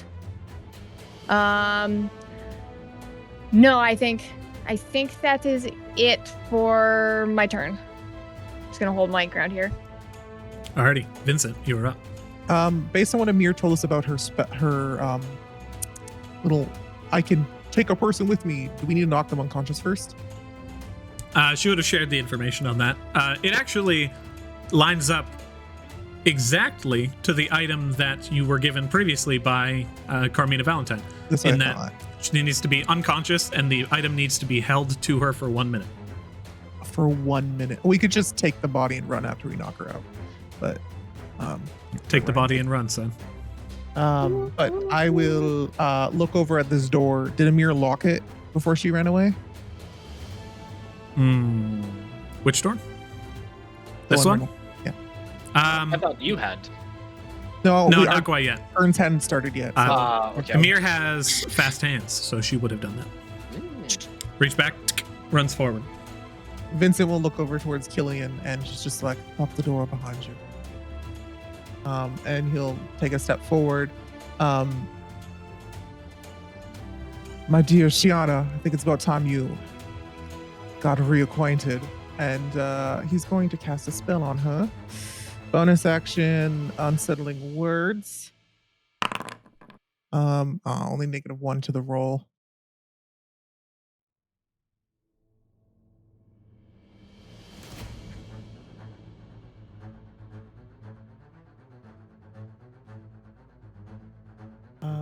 Phantasmal Force, so I need her to make a save for me. Oh, I see. Gotcha. It's an intelligence save, I think. Yeah, intelligence saving throw. DC is 13 and she has -1 to her roll. 13 -1, intelligence saving throw. She looks towards you as you say this, and you begin to weave this spell, and you can see her like staring at you, almost working out the cipher of the spell that you were casting as you cast it, and then just gives a smirk and a smile as you cast the Phantasmal Force. Nothing happens. Okay. She succeeded the save. He'll just smirk back at her and be like, well done. I need to get rid of this spell now, though. Oh. It just auto puts it on. Okay. And then he's going to move pretty far away. He saw that she can fireball, so he wants to spread out. And were you concentrating on any other spells at current? Killian's invisibility dropped last round, so it doesn't matter. Oh, So no. Charm Person is not concentration, yes? Nope, neither is all. Excellent. Okay, so as you cast the spell, you shuffle over to the side of the room. You see this kind of like wooden separation that's between her bed and the rest of kind of this just living room area. As you approach her desk, you see it's just covered in various different, in very important seeming documents, but there's also a torch bloom sat in the center of her desk and various different alchemical tinctures around it. She also seems to have been studying the torch bloom in some way. And as you circle around to the other side of the room, Killian, you are up. All right. Free interaction with an object. Close the door. Lock the door is an action, I guess, at that point. Yes. Okay. And then I guess just Killian will run. Kind of think. I'll actually just say that interacting with the door itself is one. Okay, is one so she item can interaction. close and lock in one. I'm fine with that. Yeah. Okay. Is Matilda looking right fucked? Oh, I'm bloody to shit. Okay. Then she's just gonna run over and drop a cure wounds on you. Oh, thank you. That was owie fire. Xiana's going to use the legendary action to breathe fire on you. No, I'm just kidding. Wait. At first I was just like, she can have legendary actions, but then you're like, she breathes fire, and I was just like, Oh, she can also do it in the middle of turns and only when someone's trying to heal. Did I not mention that? Yes. Just in case you're trying to use a flask. Kind of shit. Yes. oh, Thank you. one more thing to be slightly unsettling because Vincent doesn't care. When she let off that fireball, once the fire cleared, she could see like a glow and some smoke rising from Vincent's like mouth. Tasty. Yeah, I love it. Gobble, gobble, gobble. I think Killian moves over, heals, and then is just kind of like push her back against the door, like just use her movement to just like be in the way of the door. It's probably not going to help against a Goliath, but that's Might what stall we can him. do this round. Yeah. Is that the end of your me. turn? Yeah. The southern door, you hear just like boom, boom, boom for a brief moment, and then I'm not paying for this. The Goliath just brings that hammer up and comes for an attack against the doorway. Does Xiana build her rooms pretty sturdily? Does it look? The door decent? seems pretty good. That's what I hoped. First attack comes in, boom, slams against the door, and you immediately see the head of this just like ham axe tear its way through, or I guess it's like a mace axe or mace hammer, but it slams through. You see the entire top portion of the door splinter open, leans back, goes in for a second hit, and boom, slams down again. Let me go ahead and roll that. The second attack also slams into the door, and the door bursts to the point where like the vast majority of it is now broken. Just two halves of this door currently stand, one of which is locked on the right side and the other the hinges as it slowly begins to swing open, and the Goliath just begins to stride forward, tries to push the door out of the way. Let's be an athletics check. So that's struggling to push the door. As they look inwards, they are in this fight, but they have lost a round to this door. Matilda, you are up. Okay. I'm going to use 3 of my healing lights because I am very owie. 3d6. The minimum you could heal is 9 there. The medium Okay. rolls.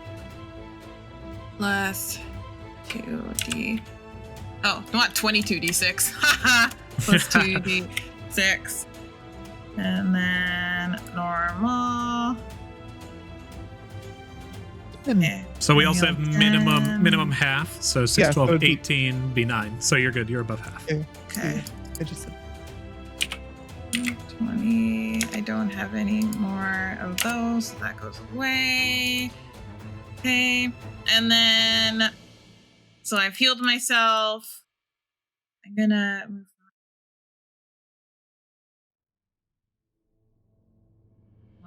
Oh, hold on. Okay.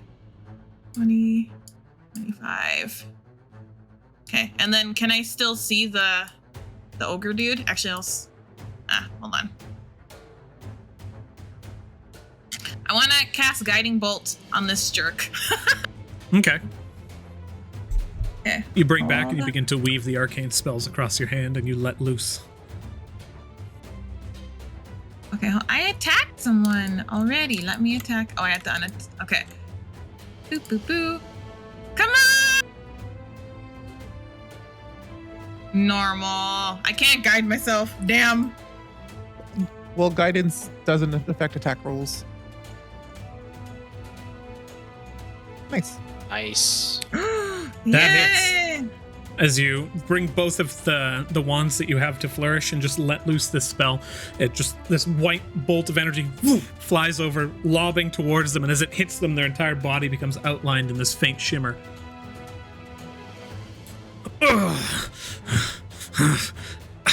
Ow. Magic. Matilda's just like, ah!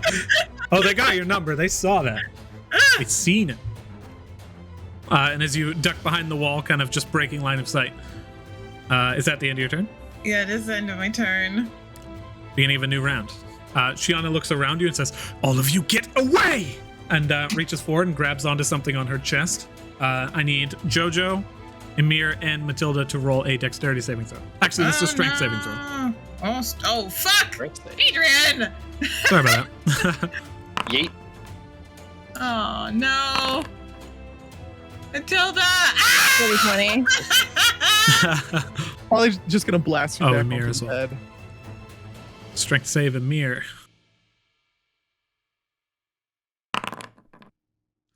Emir gets blasted back 15 feet. Jojo, you manage to stand your ground as you hold yourself. Matilda, you are slammed back against the wooden trellis and kind of like flip around to the other side of the bed, landing comfortably on the other side with like a squeak on the back side of their bed frame. Are you invisible? No, you're good. Yeah, As you land over here on the other side, Matilda and Emir, you both take 12 points of force damage, and Jojo, you take 6 as you manage to hold yourself firm. I'm bloodied again. Okay. Oops, I never took that off of you. Okay, Xiana well then looks- that's good. Xiana now looks towards where Jojo was and just reaches forward in an attempt to grab at the door, not knowing if you're there, and she just bumps into you. In Giant, she just says, "No, you're not going anywhere." In Giant, she responds with, "Fuck you."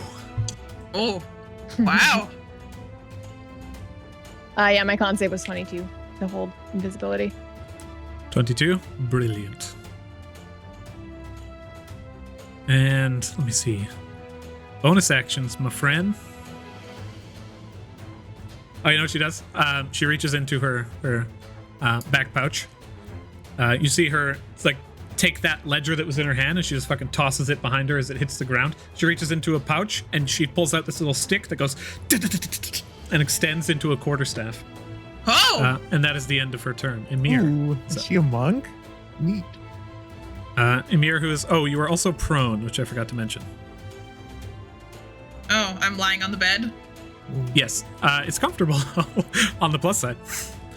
Emir moves over here, takes that dagger in hand, once again, just taps the hilt, and you feel that energy surge through her, and she goes just... Offhand goes for a just like stab against him with a small kind of needle that's in the other one. She has advantage on that. So guiding bolt.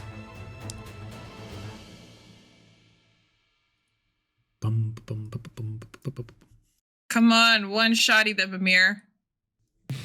You already did a bunch of damage, so maybe I know. Advantage. I hope so. All right, bringing that attack through. One slash across the chest of them. Second slash comes through. The Goliath just backs up and manages to avoid it. The third one with the needle, she comes in and just pierces it into his chest. Constitution saving throw. Pierce a lung!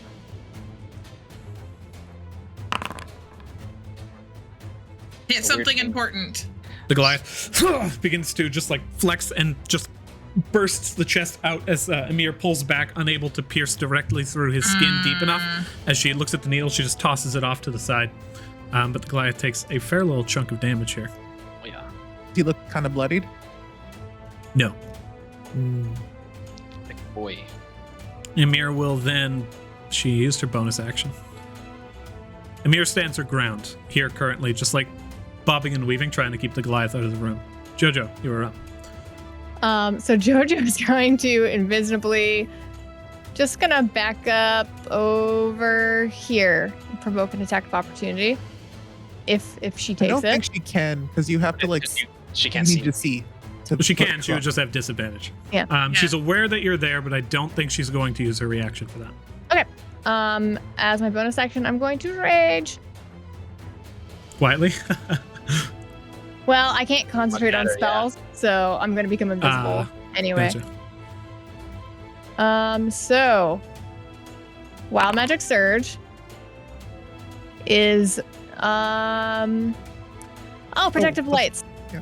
So Ooh. if you're within 10 feet of me, you have +1 to your AC. So yeah, you see these bubbles just sort of as Jojo becomes invisible, in like sort of like a burst of with like the burst of magic out of her ash bond, the invisibility just like rips away, and these globules of like colorful bubbles fill up the room around her.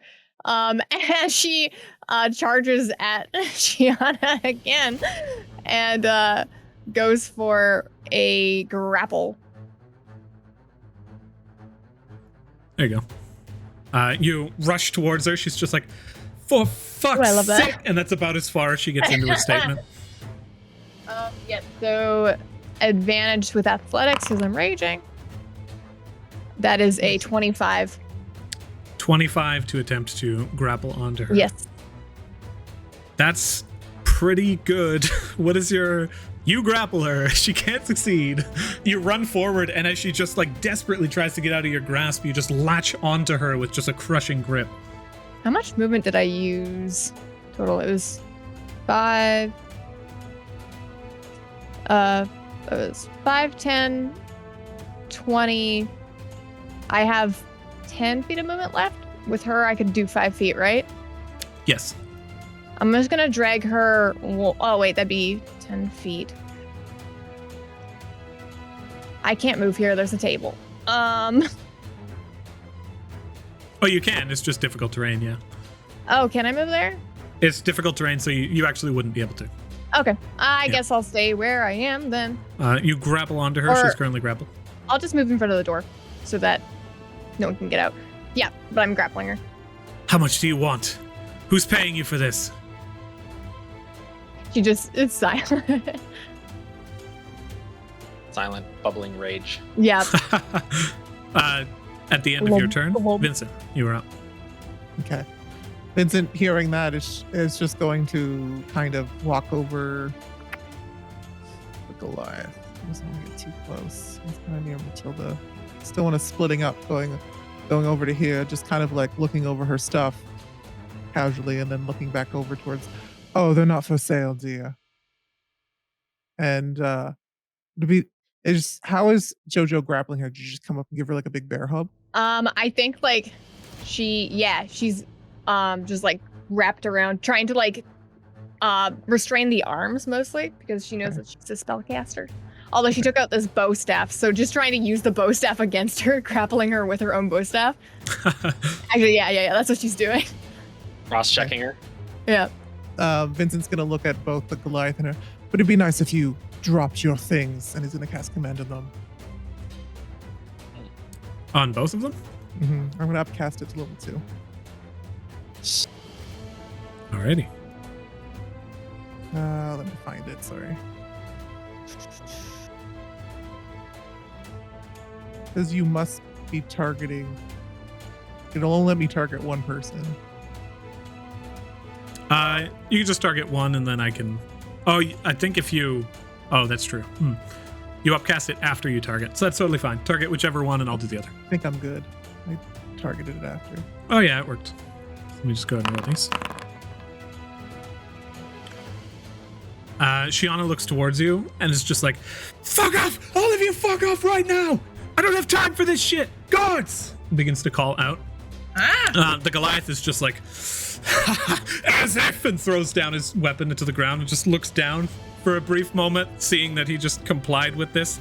All of your things, you said, right? Yeah, I think the only. not your Alright. It's not suggestion. It's command. It's one word. So I said drop. So they have to just drop what they're holding. Okay. He goes to drop his weapon on his turn, but you can see him make the motion to throw it down. She succeeded. It seemed like. Yes. Okay.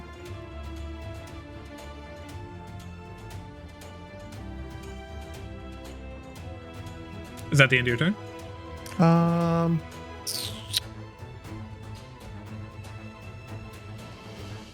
Vince will move over here in this corner. And actually, sorry, as an item interaction on his way over, can he take the torch bloom?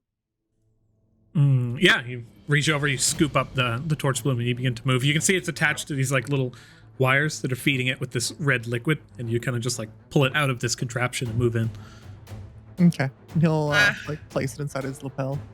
Matilda will remember this, and she's looking at that very intently while she's lying on the bed. Peeking over as the fight continues, and Xiana now just wrestling against this just ferociously strong half orc, and while these little globules are like flying into her eyes, and she's desperately trying to push back, beginning to just get like just aggressively mad that all of this is happening. And right now, of all days, as the battle continues and becomes heated, that's where we will stop this episode. And we'll see you all next week. Thank you for coming by the Dragonleaf. And until next time, bye, everybody. No! We won't die.